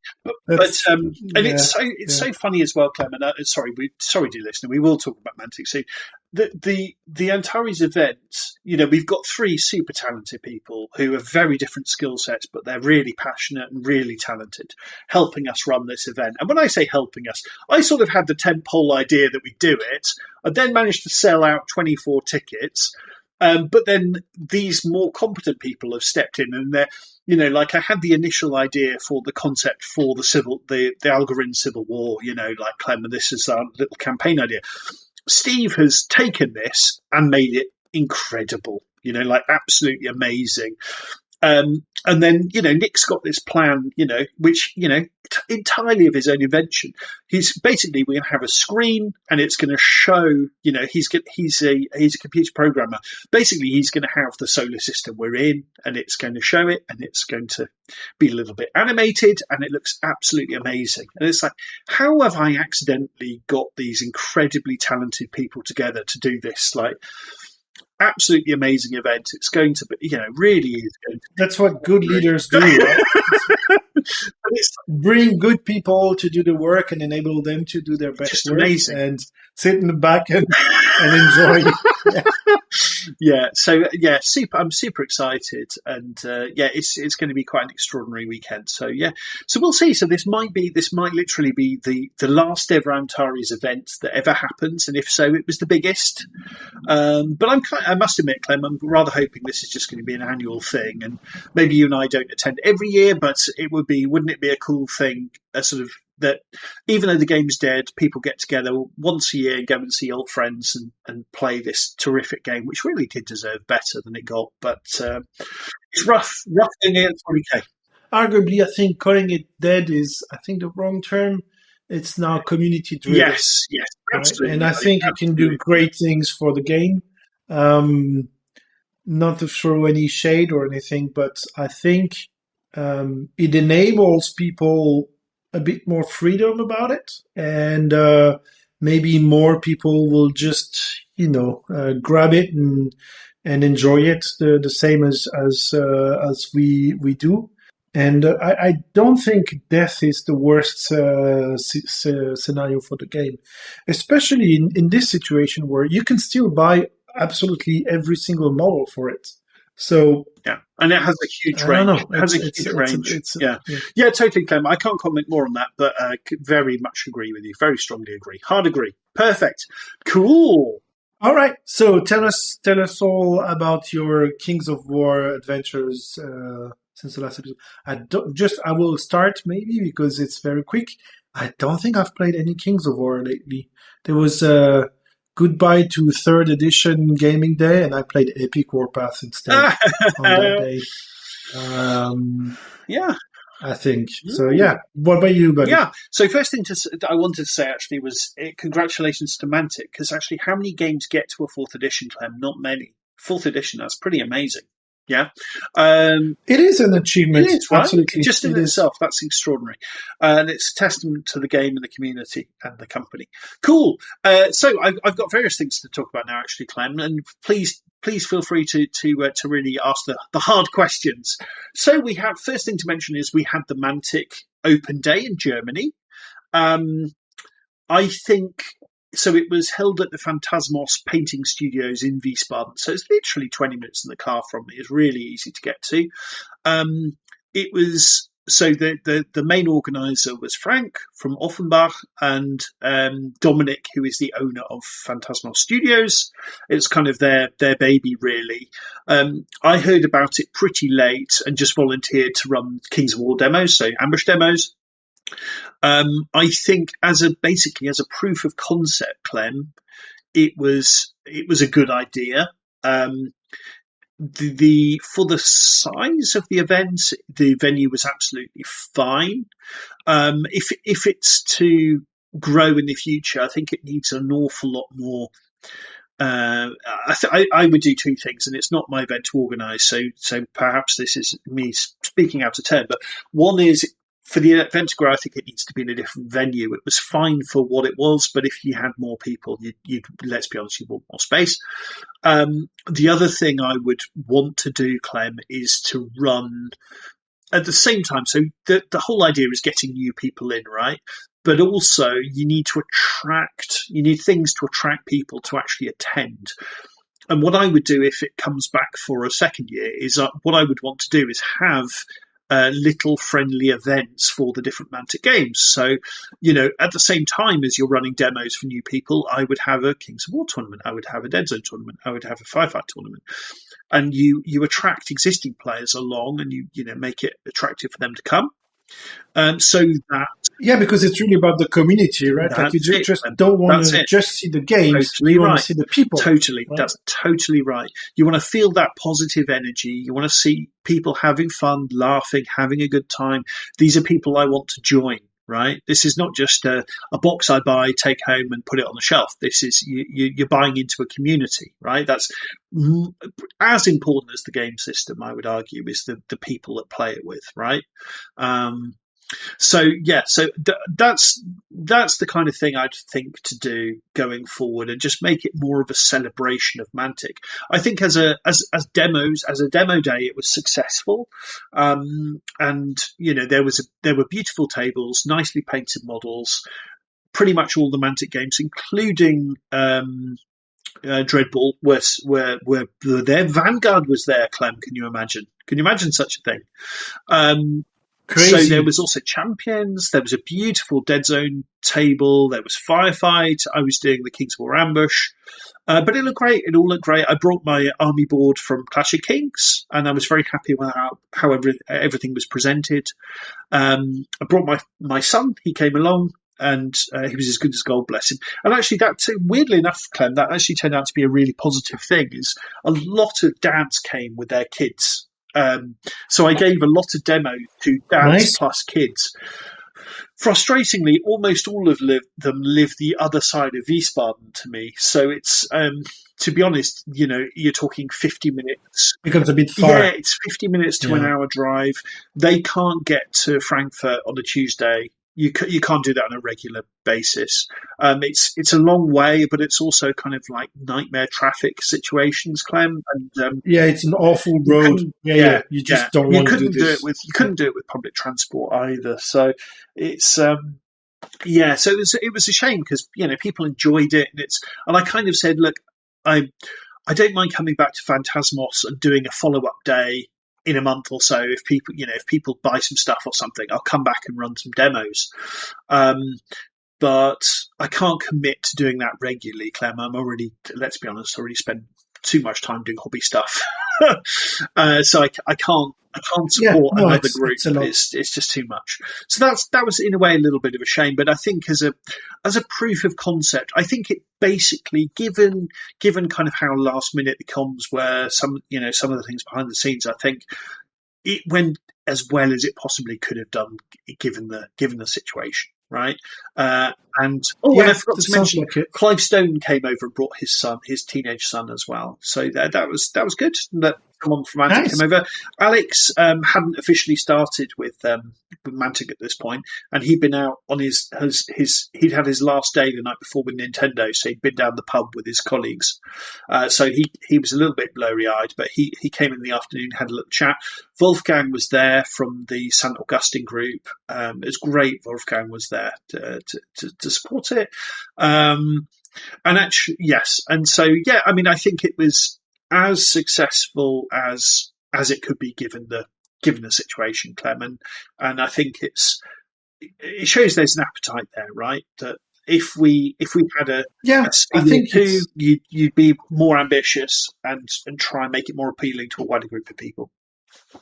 I think it's a very important kind of event as well, because tournaments only appeal to some people, and arguably they don't appeal to the right people, I think. And by that I mean, what do most Mantic games need? It's more players. And how do you get more players? It's not just by having tournaments here and there. It's also by having community-driven events where someone who's on the fence about getting started with the game can first of all hear, oh yeah, there's stuff happening not that far from me.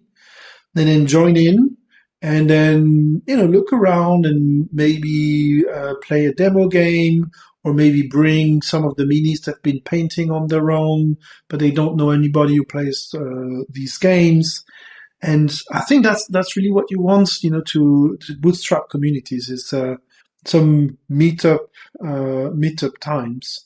And arguably, as you just said, right, it's even better if it's people that are very local to you. Like, that's the ideal scenario, but that doesn't always happen. And so, especially at this stage, I think having it like more regional level, it also makes sense, because it's always a motivation boost, right? When you go to an event and you see cool armies, cool tables, cool people, cool games, well, you just come home potentially with a couple of boxes of stuff you just bought, and you come home and you're like, yeah, I definitely want to, build more models and paint more stuff, and go back to playing games. And, oh, maybe I'll talk to Bob again, a local player, whatever, and try to convince them to join to play this game. And so I think this regional level kind of community events is very important, and I think that's exactly what Mantic needs in Germany, at least. But I think in many other markets, in many other countries, it's something similar. And I'm not saying to not do tournaments, right? I'm just saying tournaments are not the only thing that we want. If that makes sense. That does make sense, Clem. Yes, and they, and I talked about this with Clive at the event. Is Mantic need to get serious? If Mantic is serious in Germany, it's a chicken and egg situation. They need to get serious about language support. Yes, a lot of people speak English here, but a lot of people don't. And a lot of people don't want to play in their second language. Like, Clem, you and I don't want to play a game in German, let's be honest, because it will feel more like work.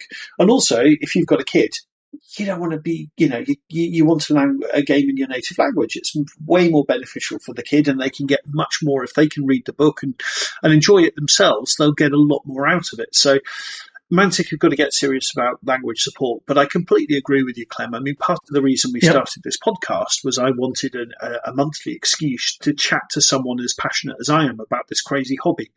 Because, let's be honest, locally, I just didn't have much. At the time we started the podcast, I found it hard to get a game. So meeting other people who are also Mantic fanatics is sort of, I don't say validating, but yeah, it gives you that positive energy, exactly as you said, Clem, is that... you're just with your people, right? Yeah, totally. That's what and we kind of touched on it earlier with when we were talking about the sci-fi stuff, is that having to constantly be the... obviously I'm a Pathfinder, but having to always be the positive person is sometimes exhausting, and, other local people, they'll moan about things, but there'll be negative people, and you always have to be the person going, oh no, come on guys, this is cool, come on, and organising things and pushing it forward. And I know you felt this keenly recently, Clem. It's like, always falls on your shoulders, and sometimes it's tiring. Like, so getting a chance to be around other people who take, who are on the same page as you, it does give you energy. It's great. It's also a different activity, right? Like, I think we both enjoy the community aspects. Like, we wouldn't be doing what we do otherwise. But sometimes I'm like, you know what? I don't want to be the babysitter and like organize things for people. I just want to play a game. And so play a game with someone. I just don't want to. Who's also into it, right? Who's also they get it. This is cool. Let's play for fun. It's a different activity. It's a totally different experience. And again, I love both. And I sometimes don't want to be the positive, convincing person playing a demo, like trying to win a new player. Sometimes I just want, if you don't like it, just fuck off. I don't know. Exactly. I just want to play with a good buddy, and I just want to have a good time in my free time, Clem. We have enough stuff at work to worry about. We want to have fun as well. But there's a balance there, isn't it, Clem? Because we can't have one without the other. We have to, with the nature of Mantic being one of the smaller games. If you compare it to some of the alternatives, we have to grow the community if we want to play it. And I do enjoy giving demos. I do enjoy getting new people into the hobby, but there's got to be a balance there, right? Of, I'm also having a fun time. I'm not just, an underemployed, underpaid. or Yeah, otherwise volunteer. it becomes a job, right? Like Totally. it's a different thing. You start to feel like those people that hang around in the city centres getting people to give money to the Green Party or something. It's exhausting. Right, right. So that was the Germany Open day. So I also had I'm going to say 10 or 12 player ambush tournament in Frankfurt. It was a really good time. Numbers were a little bit lower than I would have liked, but to be quite honest, Clem, the people that came were brilliant. So it was, we didn't have any new players, which was kind of a bit of a shame, but on the other hand, it was lovely to see everyone again. Everyone was there with great energy. Brilliant Good fun. time. Yeah. And we're, the positive is like we've had the same people back really for 3 times now. And, we're building the stories, of, the first time Alex played, he lost all of his games. The second tournament, he won it. So we're building these kind of rivalries and stories, and we're building up this level of history. So that's great. Yeah, and then it's a cool event that you're looking forward to, like once per quarter or so. I'm gonna go and see the guys from the Frankfurt local community. Exactly. And it's nice. And it's a short one-dayer, so it's great the guys from Luxembourg come. That's about a 3-hour drive. Stuttgart guys, again, that's about a 3-hour drive, which is not insubstantial. So we are growing these links and this community and these friendships, which is what it's all about, really, buddy. And I did ask at the end, look, where do we want to go with this? Like, do we want to play 1,000 points? Do we want to play 1,250? Because a lot of the people that joined when we started were new players, and that was one of the set aims of it, was to get new players in. But actually, everyone said we really enjoy 750. It works really well. We have a good time. We can play 3 games without much stress. This is a really good time. So what I might do is try a smaller event with fewer players this coming year for, I don't know, 2,300 points or something. But because Quest Hub is relatively limited time-wise and also table-wise, they've got quite a lot of tables, but we couldn't... we couldn't have more than probably 5 Kings of War tables if it was a full table, which is why Ambush works so brilliantly. As we kind of do our own, split the 6x4 table down the middle, and adjust the it's suddenly twice the amount of players. It's twice the number of players, but also we have a really nice energy there as well. It works really, really well. Obviously, it works great for Quest Hub in as much as it's quite efficient.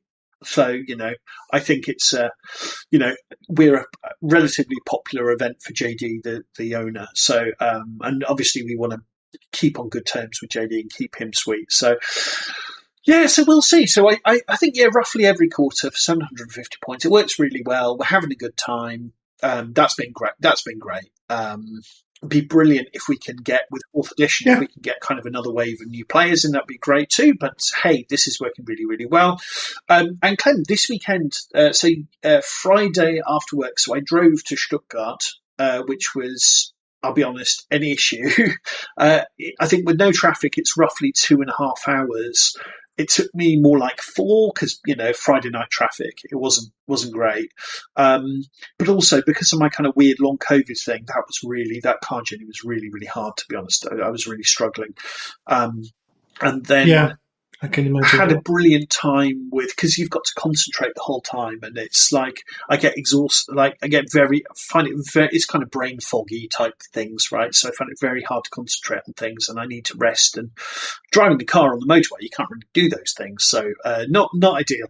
But anyway, stayed the night with Stefan, which was absolutely delightful. Got to meet his family for the first time, which was lovely. They live in a beautiful small town just outside of Stuttgart called Fellbach. I think it was Fellbach.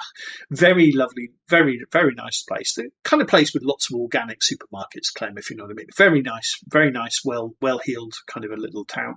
Very nice. Had a lovely, lovely, lovely time. Went out for dinner with Stefan, Connie, and Toby from the Gentleman's Dice Club. Went for a traditional local meal. You'll be shocked to hear, Clem, I had the duck. which was delicious. Duck with lots and lots of red cabbage, really course. great, and dumplings, really, really nice. That's how you do Oh, it. big time, buddy, big time. So absolutely delicious, lovely old time. But then, so Saturday we got to the Snake Eyes Gaming Club, which is amazing. It's a very old, like, traditional German restaurant, Clem. So, dark wood everywhere.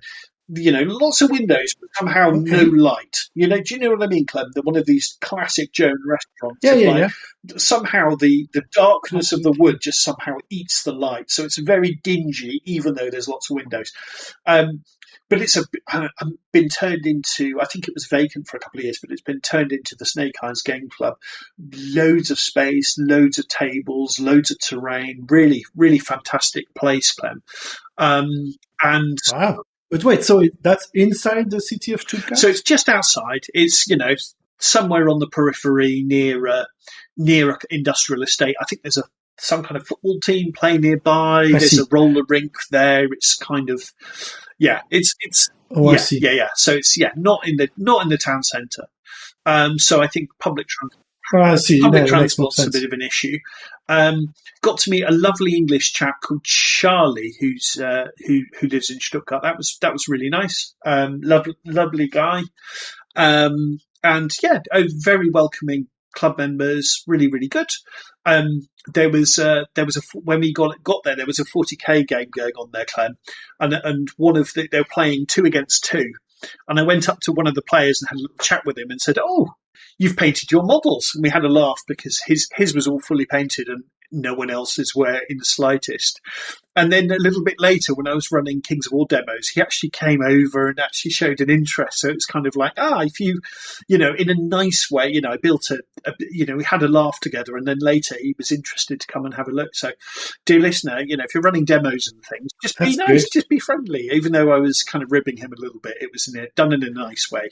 So it was cool. I mean, you're taunting him, but it's how it works. But I got the tone right. Establish contact in a nice way. It's not like I used to walk over and go. So anyway, guys, the game you're playing is terrible, right? I mean, this is the worst. Come over and play. Stop being idiots and come and play a good game. That is your table looks like shit. Yeah. None of your models is painted. What are you guys doing with your lives? Exactly. You guys, power gamers? Without me, you guys are trash. Are you that much of a loser that you can't paint your models and must win? Exactly. Come with the cool kids instead. Just drop everything. Sell me your AdMech army on the cheap and come and join me.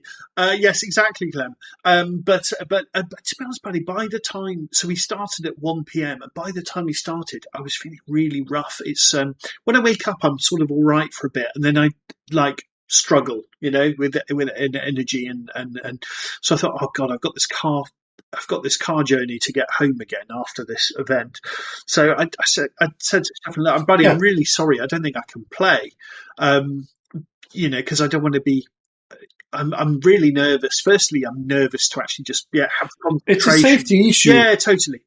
Yeah. So I was really sorry. So I jokingly said, I was like, I'm the first person to drop out of a tournament at the tournament and stay at the tournament. But it worked in terms of the numbers. I'm just here to break havoc and poke fun players and have a good time. It was good. I mean, basically, Stefan had brought the stuff to run demos, and obviously I had my Triumph Realms, so I ended up just running some demos for the first game or so, and then ended up driving home and being very relieved to get home alive and well. But it was good. I gave demos to some absolutely brand new players. They did enjoy it. It was really good. So it was. Yeah, and you still had a great time, and you saw the people. You ate duck and red cabbage, so the event is a success, right? Oh yeah, but so wait, what was the turnout like? So also? there were how big was the event? So I think there were, I'm going to say 14 people confirmed. It was roughly 14 or 16, something like that. With me dropping out as well, there were 10 players. So that's the kind of dropout rate you'd expect, right, Clem? It's roughly, I was thinking roughly 10 or 20. Yeah, in December or November. Yeah. But it was successful. I mean, the Gentleman's Dice Club. I mean, the 3 guys that travel they're really important friends of mine now. They're great. I really love them. They're great guys, and they're very. The good guys, They're really good guys. They're the best. And they've found this Snake Eyes Club. They got the treasurer on board. So he was there and he played and he had a good time. He's 3D printed an army and he's going to paint it up.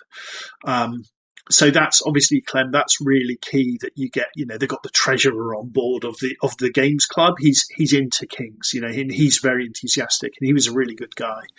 So that's neat. Yeah, so that's a really good sign. So I think their enthusiasm and all the rest of it is their hard work is really paying off. I haven't spoken to Wolfgang about this, but as I was walking around, I did the tour of the club and it's big. And I did think to myself, just completely hypothetically, and I don't have the power to make this, but I thought this would actually be a very good location for the Germany GT if there were to be one this year. And I think Wolfgang is working on it, but I think they'd be interested to have it. They've got 12 6x4 tables. It's nice and spacious. That's awesome. So I think actually it would be a very good location. You couldn't have it at Quest Hub. They don't have the space and it's not open for the time. So that's a no starter. Doesn't work. So I mean, I haven't spoken to anyone about this, but I think this would be a good solution. And that's a good really candidate. Nice. And I mean, it doesn't have to be the GT. It could be a GT. Totally, right? Like totally. I think, right. It's not a competition, right? Like I think the important part is see if the local people are even interested in organizing something like this. And if they are, that they put it on the calendar early enough in advance so that, people from Hamburg, people from Berlin, from Frankfurt, from Köln or St. Augustine, and everywhere else, within a reasonable travel radius can put it on their agenda. And then suddenly you have a 20 plus player event with people coming from all over Germany or German speaking areas. Or I mean, Stuttgart is not that far from the border, so I guess you could have even people travel from a bit further away. Yeah, and that's how you do it, right? Lovely chap from Strasbourg was there and won. A lovely, charming guy, and he basically said, "Yeah, let's work together. We're roughly 3 hours apart from Strasbourg and Stuttgart. We're sort of 3 hours from each other." But there's really great guys. Let's just make something work between us. Let's harness each other's enthusiasm and let's not stay on our own little islands. Let's do something. So that was really exciting. But it is it's the gentlemen that they did all the work. They did a great job organising it. They were way more organised than my events, as you would imagine, Clem. And they did a brilliant job. So yes. And I imagine if we were to have a GT there, obviously those guys would be doing most. I think I would, as usual, Clem. I think I would just be the mouth and potentially face of it without, I need someone to do the actual work, Clem. But you'd bring some terrain, eat the food. That's what I do as well, Totally. And have a great time. And everybody enjoys it, and that's it. And make fun of people when things go wrong and take no responsibility. Perfect. Oh yeah. Oh, of course. Cool. Okay, Clem. So that's the last event I wanted to talk about. That was pretty densely packed, dear listener. Cool.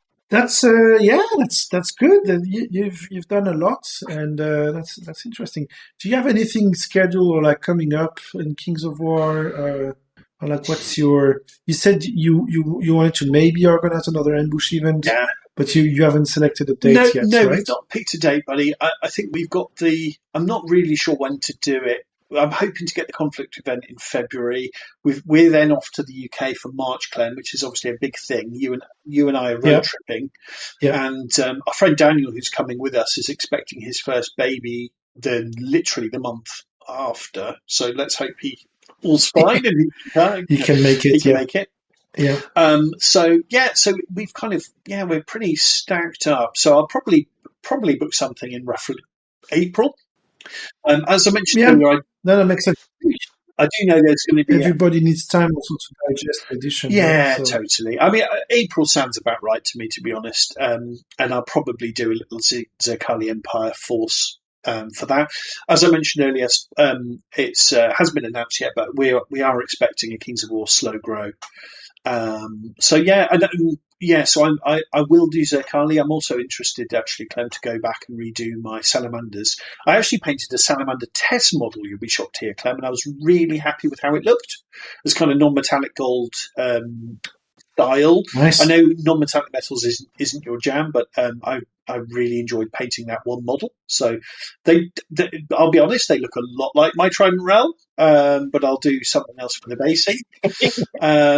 Probably doesn't help that I had the Nice. salamanders in my Trident Realm army as the placoderms, right? But so all good, buddy. All good. I mean, we just let's just wait and see. I noticed earlier today, Mantic was saying this week just gone, they've been sending stuff out for 4th edition. So it really is nearly upon us now. And I think, anyway, we'll get to it in a question. Sorry, I'll skip over that point. So Clem, should we move on to our topic, our panel topic for this month? The Mantic Universe podcast. So much universe and so little time. So, Clem, I wanted to have the rulebook with me to read out a couple of little snippets, but I can't find it. So that's not happening right now, sadly. So, with Clem, I read. So, me, you, and Jerry, we basically split up the reading for this month, and my job was to read the lore in the Epic Warpath rulebook, and I can say it was written by Christopher Thurspeak. Who's one of the novelists, and basically the lore was really, it was a few weeks ago, I read it now, but basically the lore was as you'd expect of a rule book. It just sets the scene, there's kind of explains the universe, and then goes into details on some a good summary of each of the different factions. And the only thing I wanted to say really was that I only noticed after I read it that it was written by Christopher Thursby, but it was really well written for what it is. And I think in various, like the Dead Zone rule book, the Firefight Red book, rule book, we've read kind of similar information, but this was just written really well. So it's just really good. And apologies, I don't have the book with me to actually do a quick little, to read out a couple of passages, because it was that good. It's just it's exactly what you'd expect in terms of content, but just done at a better level than is normal for a wargame rulebook. That's good to hear. Yeah, I haven't read the rulebook lore. But I read the novel anthology. I've read the first 2 stories out of, I believe, 3. And it was also interesting because obviously there's a bit of a question, right? Like when you go from Dead Zone to Firefight, that kind of makes sense, lore-wise. But then Epic, potentially, you immediately imagine very large-scale conflicts. And so how does that even happen in the Warpath universe, right? So there's kind of a lore question around it. And so it's cool to read stories that are more, from that perspective in a way. I also thought about, even 2,000 points of Epic, it's not that large of a conflict, right? It's not planetary scale conflict, if that makes sense. And I would even argue like a Firefight level is really almost skirmish, like it's not that many models. It's not that big of a confrontation. So, but yeah, no, it was an interesting read, and I liked to expand the view on Warpath in a way. Yeah, fantastic, buddy. What can you tell us about the novels you read? So, was it focusing on specific characters, or was it kind of the broad sweep of Epic? Was it zoomed out a bit? How was it? No, so it was really, about the setup for a battle and, the point of view of some characters in it. And, you just get some impressions about the battle itself from the perspective of the characters. And it was an interesting narration and, giving context and yeah, I enjoyed it. It was also a nice read.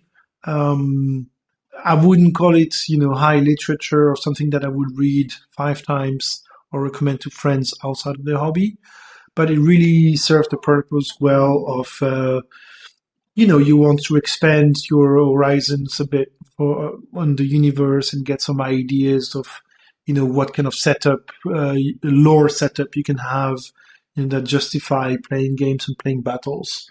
And yeah, for that it was a nice read, and really plays its role well, I think. Something just to get the juices flowing and just give you just a little bit of a taste of some of the people that populate this universe, right? The stories and things like that. It's really nice. Cool. Nice, Clem. Super. Yeah, no, absolutely. And yeah, I think I'm curious to see if we will read more stories in that environment, like epic targeted stories. But I think also more generally, right? Like now they have, from Dead Zone to Epic, they have all the tools to really have cool campaigns and narratives. And yeah, I'm looking forward to seeing what Mantic will do with Warpath, as in the universe itself, and how that translates into cool games that we can play with all systems that are available. I'm really looking forward to it. I think there's a few issues. One is that novels take a really long time to write and edit and rewrite and whatever. And the other one is people are doing this as a passion project. No one's getting rich, writing Warpath novels. But I often think it would be wonderful. Let's say, for example, we had the Summer of Sci-Fi last year. It'd be so good if after that there was a novel that kind of told the story of that summer campaign, if that makes sense, Clem, so we can read it and they put the characters and kind of use that as the inspiration for the novel, and that's almost kind of like the story of the ongoing story of what's happened. Yeah, and then you can read the memory. Exactly, Clem. Yeah. Kind of. Yeah. It's a labor of love, I guess. We just need to find someone to do it. But yeah, support, totally. Be excited about it. The other tricky thing you've got is it would probably come out about a year after, at the earliest, probably about a year after the events happened.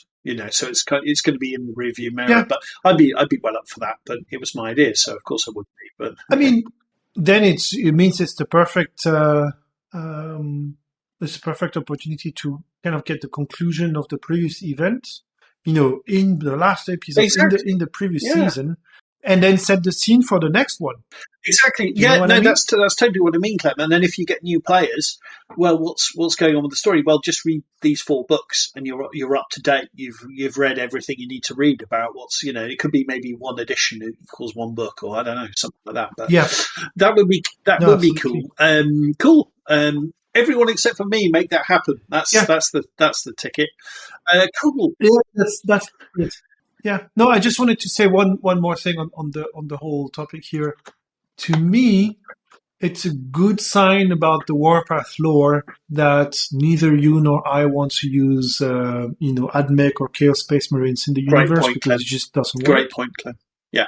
And so, reading the lore and, interacting more with the Warpath universe, to me, that says yes, the emulsion, like in French we say la mayonnaise a pris, so the mayonnaise. I know you hate mayonnaise. Sorry, just realized this.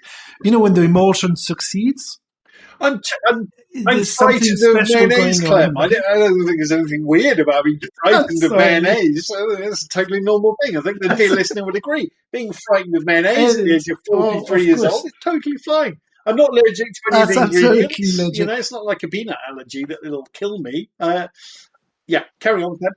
Yeah, No, but so what I meant is, to me, this aversion is too strong of a term, but like this just doesn't work in my head to use models that aren't the official models in the way. For whatever reason, I'm right there with you. It means the lore really works for me, in a sense. And I feel like maybe it's just me, but Panithor is not there yet, at least not in my head. And I'll give you an example, right? Like for 4th edition, and it's again just a digression on the topic, but for fourth edition, I thought initially, okay, I'll redo my salamanders, and now I'm not so sure.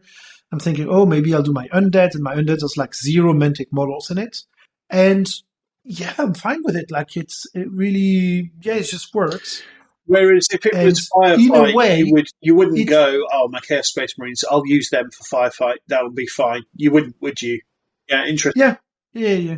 Or hey, I'll just use my Tyranids for Night Stalkers in firefights. Like, absolutely no way. And what happens is then I already have a Kings of War Night Stalkers army, and I bought more Night Stalkers model to play them in firefight, right? And so, yeah, I don't know what to make of it, but yeah, I hope Mantic keeps maintaining the Warpath universe and, publishing novels and short stories, and that people actually write them in the first place. Because yeah, I really love this universe. I think that's what there is to say about it, right? Compared to the 40k universe, it's really for me. Like we've talked about it a few times, I think. But I genuinely enjoy the Warpath universe. I think it's a cool canvas for stories, and I definitely want to play games in that universe. So yeah, I think that's the. And yeah, to get back to our Pani lore of the month, reading these novels just reinforced that idea. So I highly recommend you guys go and read them as well if you haven't. Yeah, I think as well, Clem. I think after March, our event in late March, I think actually, I mean, Antares, we only have so much time, right? And I've managed to do Kings of War for a really long time, built the group up in Frankfurt. But I've only had so much time to do a sci-fi game, and that's been Antares for the last couple of years. After March, I could potentially see a bit more scope for doing for playing more firefight in Dead Zone, and yeah, potentially that could be a thing that could happen, and Epic Warpath as well. So yeah, maybe that's a thing.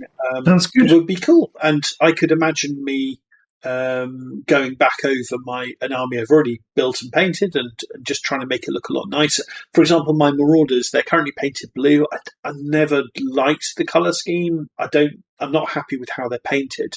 I think what I would do, if I were to revisit my Marauders, would be I'd actually paint their kind of armor and kit as more kind of like a jungle camo theme. But actually, I wouldn't paint them green, like the skin green. I think I'd go for kind of a grey type colour.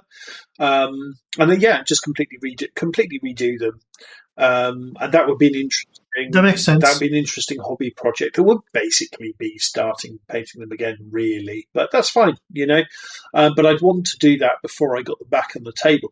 I think the only firefight models I'm actually really happy with are 750 points of Forge Fathers, which I already went back and repainted, and I've got a massive case of Forge Fathers. So yes, if I went back into firefight, it would be a project, but that would be actually, do you know what? That's a few nights of painting orange and painting skin tone, which is fun and makes them look a lot nicer.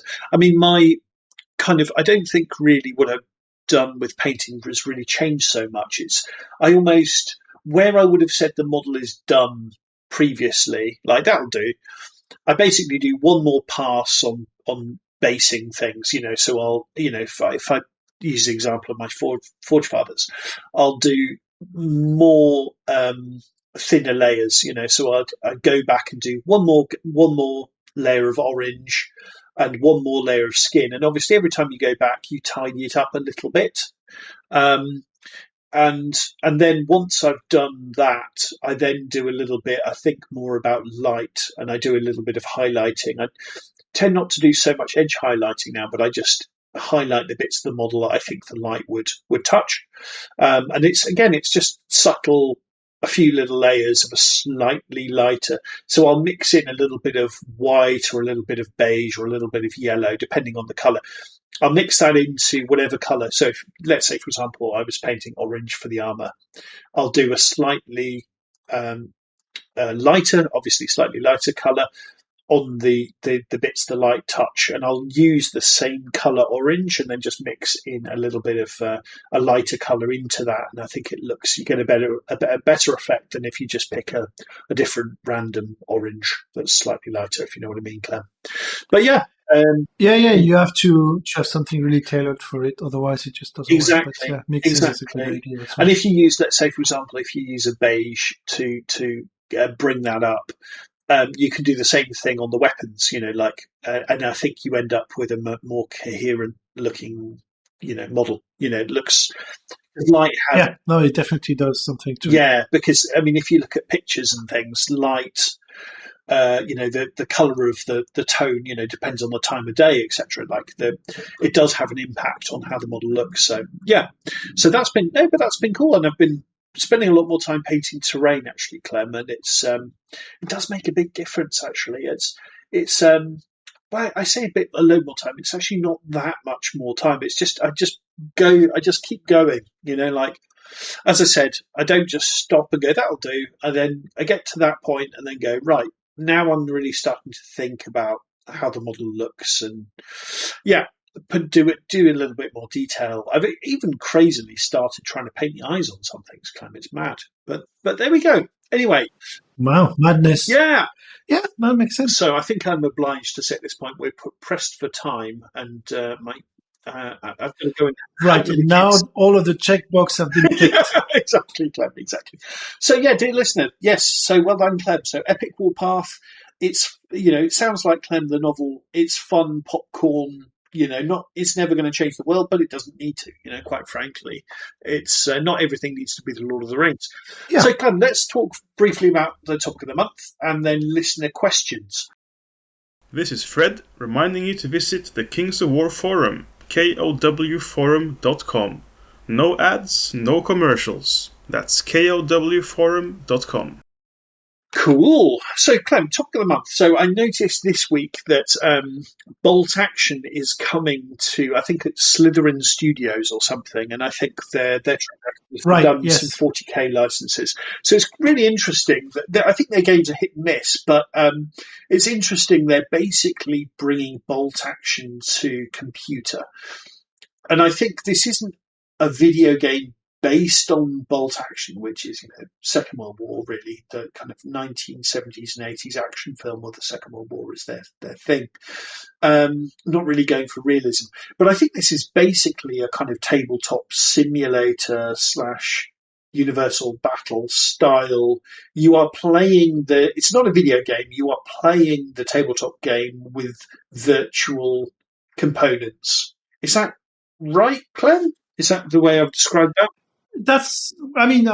I've only seen, was it a launch trailer or like some sort of advertisement? So I've already also saw it. And that's my understanding, because in the video, they very much have, fading from tabletop view with actual miniatures into the 3D render inside the game of the exact same action.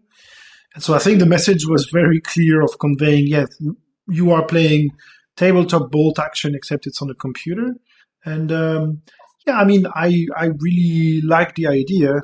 There's also Warhol that does it for Ninth Age and now the Old World. And I think they also have a mod for Kings of War planned. They've done the Armada one some time ago, if you remember. I'm a big fan of it because there are a bunch of 40k games, like video games, and as far as I know, none of them are one-to-one the tabletop game. Maybe because the tabletop game sucks, who knows? But I was also very disappointed, for example, when Necromunda came out as a video game, because I was expecting, well, it's Necromunda. I love this game, so I'll spend hundreds of hours playing this video game, and then I tried it, and it was kind of buggy, and they did their own thing, and so it looked like Necromunda. Maybe there were some, principles, some ideas from it, but to my taste, they were not so well executed, and also, the whole game experience is just something else. I'm like, that's nice, but that's not what I want. I don't know, like, if I play a Kings of War game on a computer, well, I want to play Kings of War, not something inspired by Kings of War. If that makes sense. And so, I mean, we've all seen Universal Battle being used during the pandemic and also after that, although maybe it's less active now than in 2020. And it brings something really cool to the table because you can pause at any time. You can, try out tons of builds without buying models, painting them.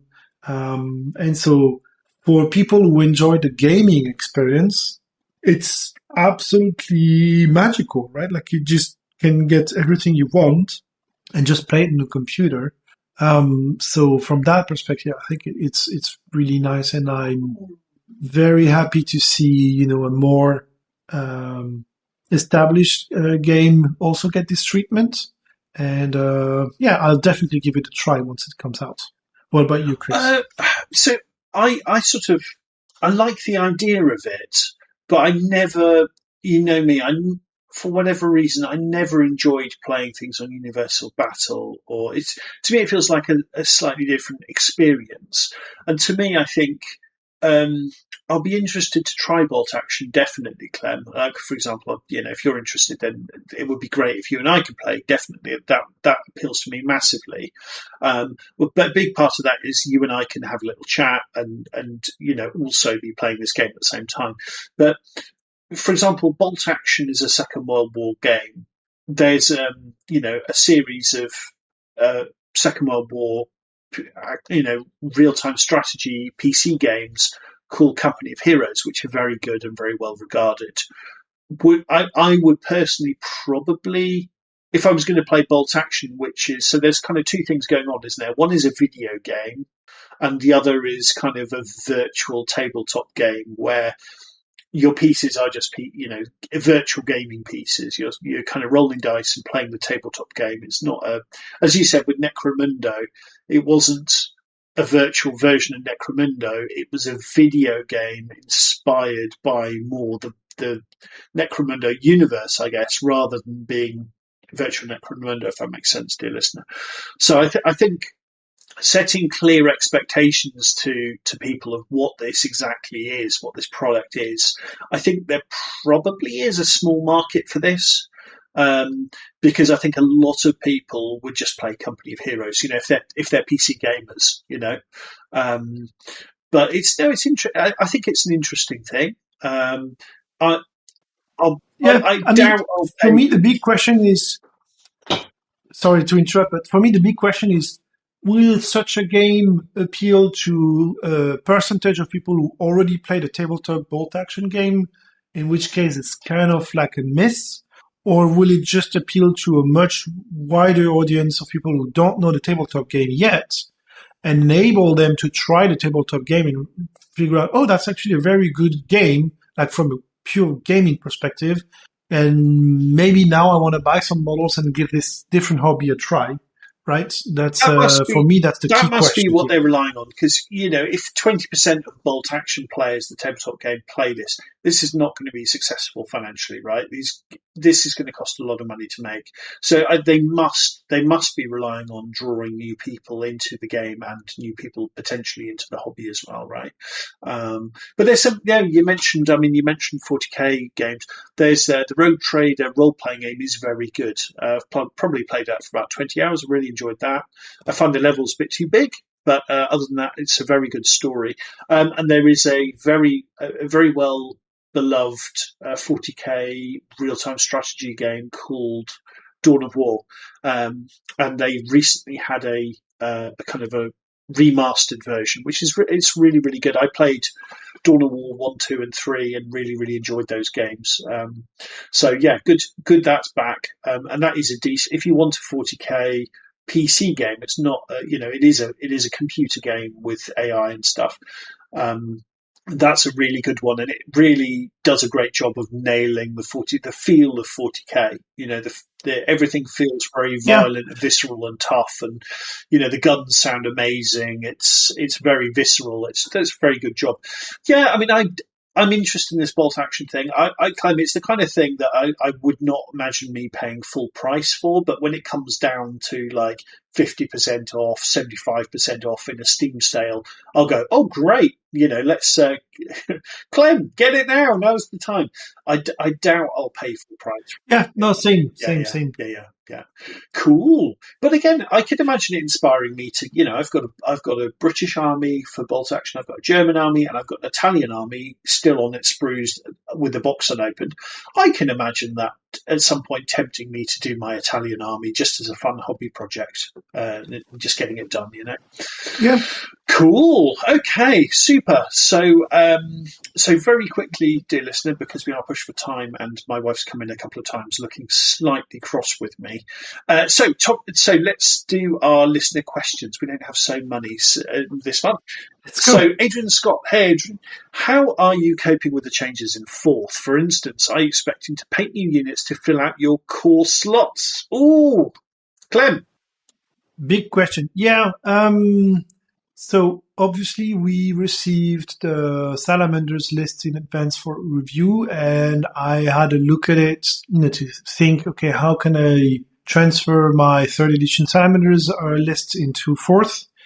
And it wasn't immediately obvious to me, because as it is, my list is just not legal, because I have a bunch of fire elementals, bunch of ceremonial guards I have literally 0 core units in this army. I'm definitely a power gamer, I guess. That's what it says. And so, yes, I mean, I will, you can take a hero to switch, I think, the ceremonial guards or the fire elementals. Don't remember, maybe both, into core slots. So maybe I'll find something for this. But I'll tell you more about this once I have the book in my hands and I can read it, and then I can think about what am I actually doing to play the game. And I think so far that's been a bit of my, let's say, anxiety, or like the reason why I set it aside is I don't know what I'm going to play on day 1, if that makes sense. And it looks like I will definitely have to change things a bit. And yeah, so let's talk about it more next time. What do I do, Chris? Clem, I think you're exactly right. You should never change anything until you have the full information. Don't start changing things. I found probably the way that information has been released, I found it a little bit confusing, to be honest. And we've been a part of MUP has been a part of how that information has got released. So that's. That's a thing. I'm part of the problem, not part of the solution.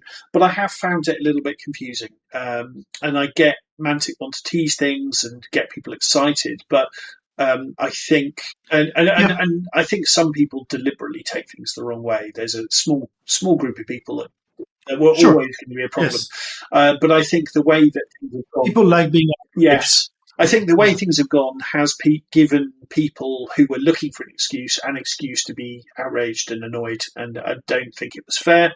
But it was always going to go this way with these certain people. So I think be interested to see what happens with 5th edition, and I think it will go a little bit differently. But listen, I think Mantic had very good intentions as always. So yeah, I mean, as you say, Clem, when I get the book in my hands, I will start planning.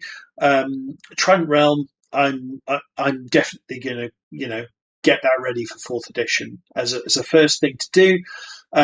Like you, I want to go back over armies I did and I feel like didn't really get the value out of. And I'm thinking particularly my Twilight Kin, my Salamanders, my Empire of Dust, the list goes on. Riftforge Orcs, although Riftforge Orcs still feels like it was kind of half released and left out there, which is a shame because they're missing key units and really they only had that one plastic kit. That was a bit disappointing. But anyway, so yeah, I will do as a Kali Empire. I'm definitely going to do an ambush force, and then me, Clem. I tend to very quickly turn that to 2,300 points. But again, I haven't seen the rules. I don't know the play style of the army. It looks very kind of mixed arms balanced, which is what I like.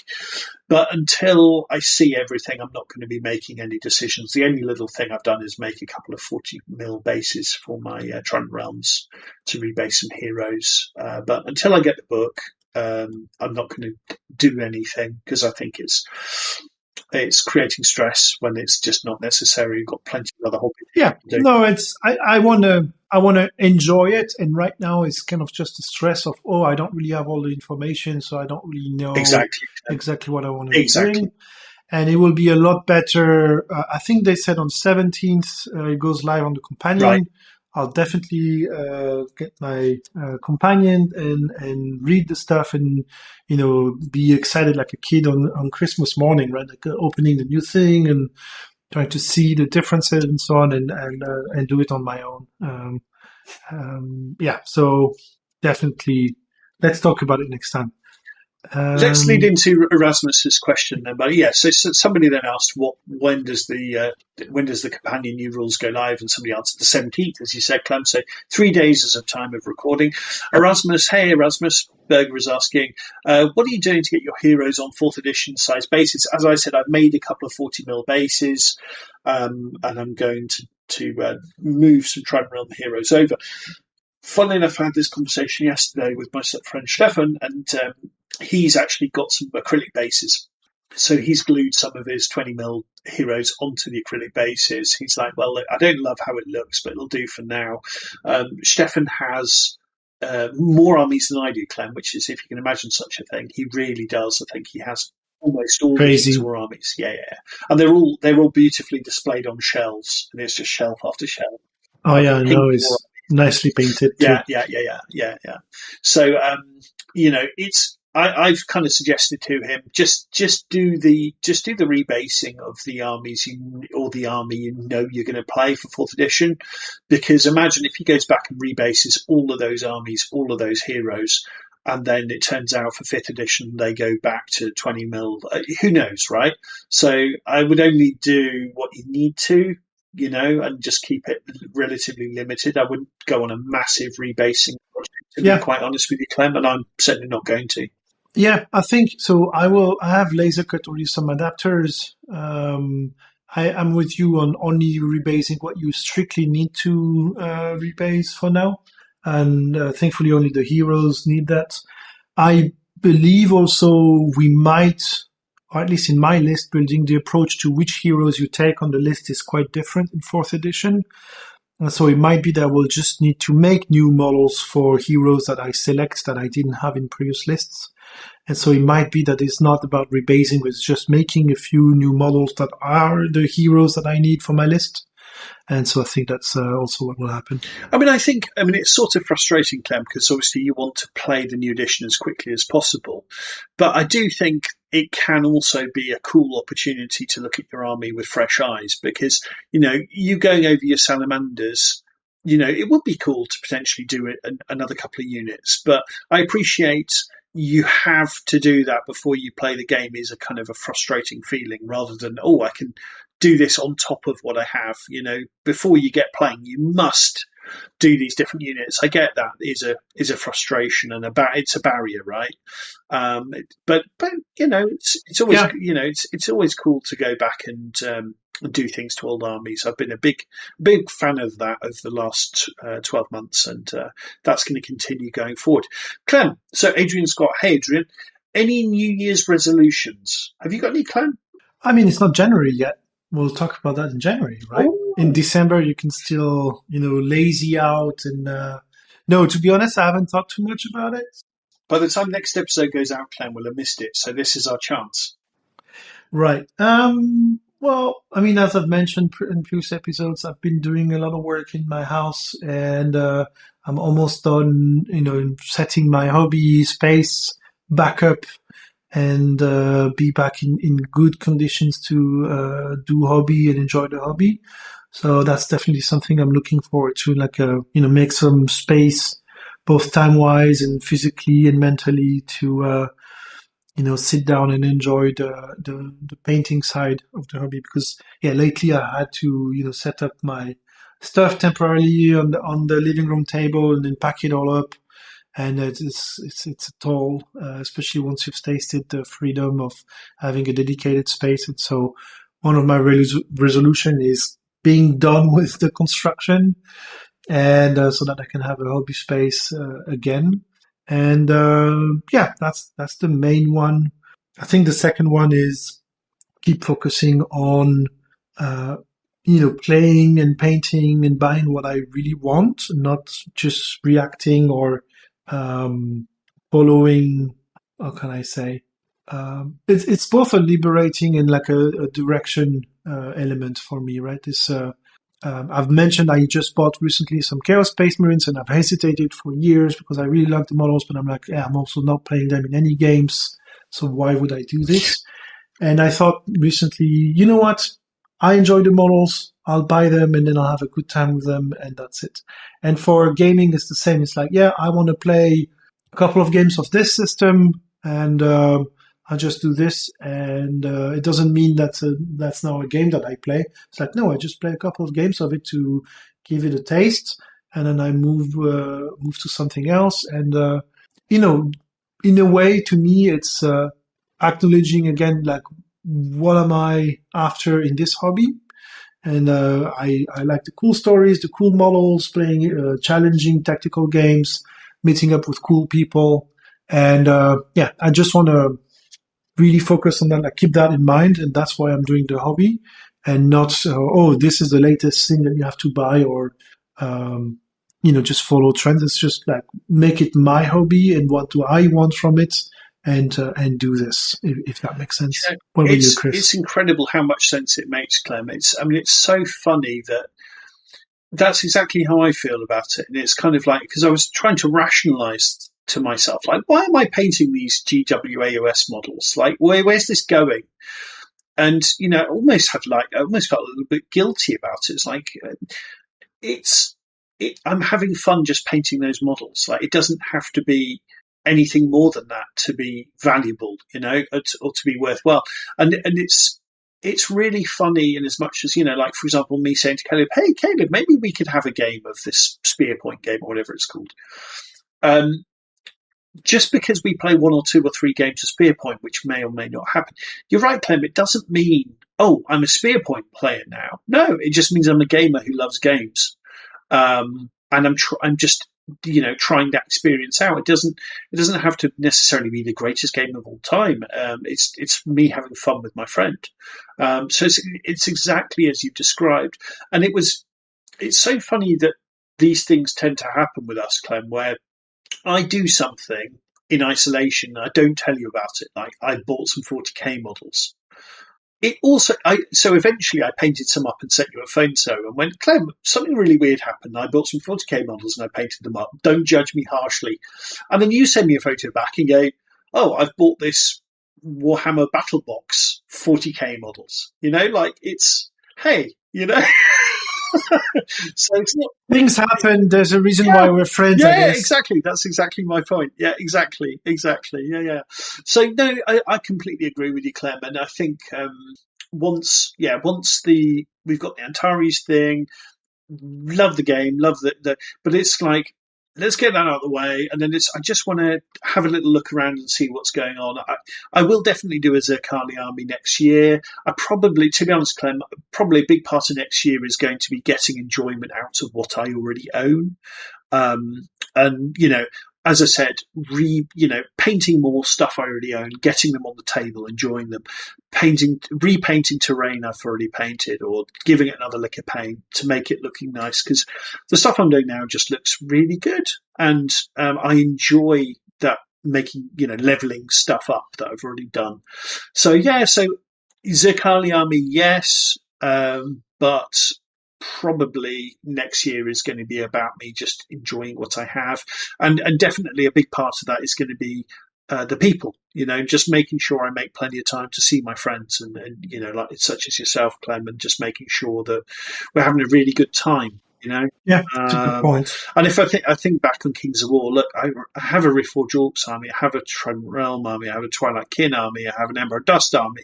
I've got a lot of armies. Like, what's the, yes, the Zerkali army is really nice, and yes, I'm probably going to do the Zerkali army, but it's like, look, at some point, I can only have so many Kings of War armies, right, Clem? Like, what extra value does buying another army for quite a lot of money give? How does that make my life better, right? So at some point, it's just, things are just going to have to I'm just going to have to enjoy what I already have. Makes sense. Yeah, no, that makes sense. It's a good point. And I think to enjoy stuff, it doesn't have to always be new. And like you've been doing, I think it's also cool to revisit some and maybe add one piece here or repaint some of that. And that's a good thing to look forward to. And there's tons of stuff. If I just think about things I'd like to do with you, Clem, for example, I'd love you and me to play Dark Age a couple of times. Not because, I want you to spend, 500 euros on Dark Age. I just would be a lovely time to play Dark Age with you. I've got a load of stuff for it. We can make really cool. And try it out. Yeah, we can make a really cool table and try it out. And there's tons of stuff that I'd just like to enjoy more than I have already, And so there we go, dear listener. So yes, Stay calm, everyone. We're seeing the rules in 3 days, so it'd be interesting to see what the reaction is. I'm as you know, I'm broadly very positive about 4th edition. I think it's going to be a fun time, and let's all just stay calm until things settle down. That sounds like a good plan for the near future. And I'm very much looking forward to playing 4th edition throughout the year and welcome new players and keep building cool communities and have a good time in it, right? That's what we do. Clem, totally. Clem, thank you so much for joining me for this monthly. It's been a lot of fun, I have to say. I've missed this. Yeah, me too. It's always a good time. And to the people who made it that far into the episode, as you say, you're the real ones. But it's I hope you guys also have a good time, and we'll see you for the next monthly, who might happen in a month, or who knows, right?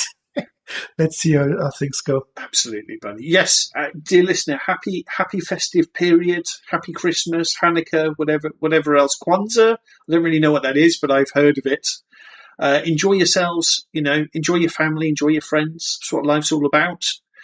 And we'll catch up after the dust has settled for the 4th edition release. Oh, and we might try and sneak out some content when we get the books, though, Clem. Just to give our hot takes. Yes, first impressions. Yeah, our hot takes of the Big Red Book was still one of our most widely listened to episodes. So that's where the clicks are. Clem, thank you so much, buddy. As ever, an absolute joy. And dear listener, thank you for listening to the end. As Clem said, you're the true mupsters. You're our favourites. The people that only listen for 2 hours, we don't care about them. You're the real deal.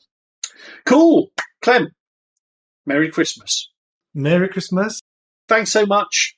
Thank you, dear listener.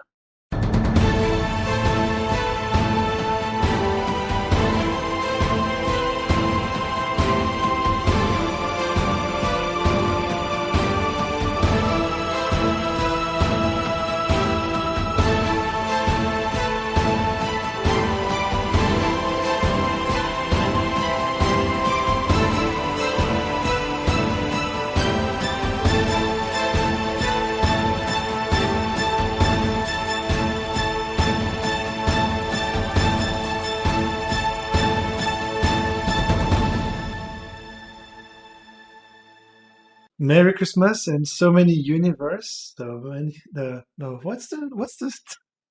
is it that we say again? It's been so long I forgot.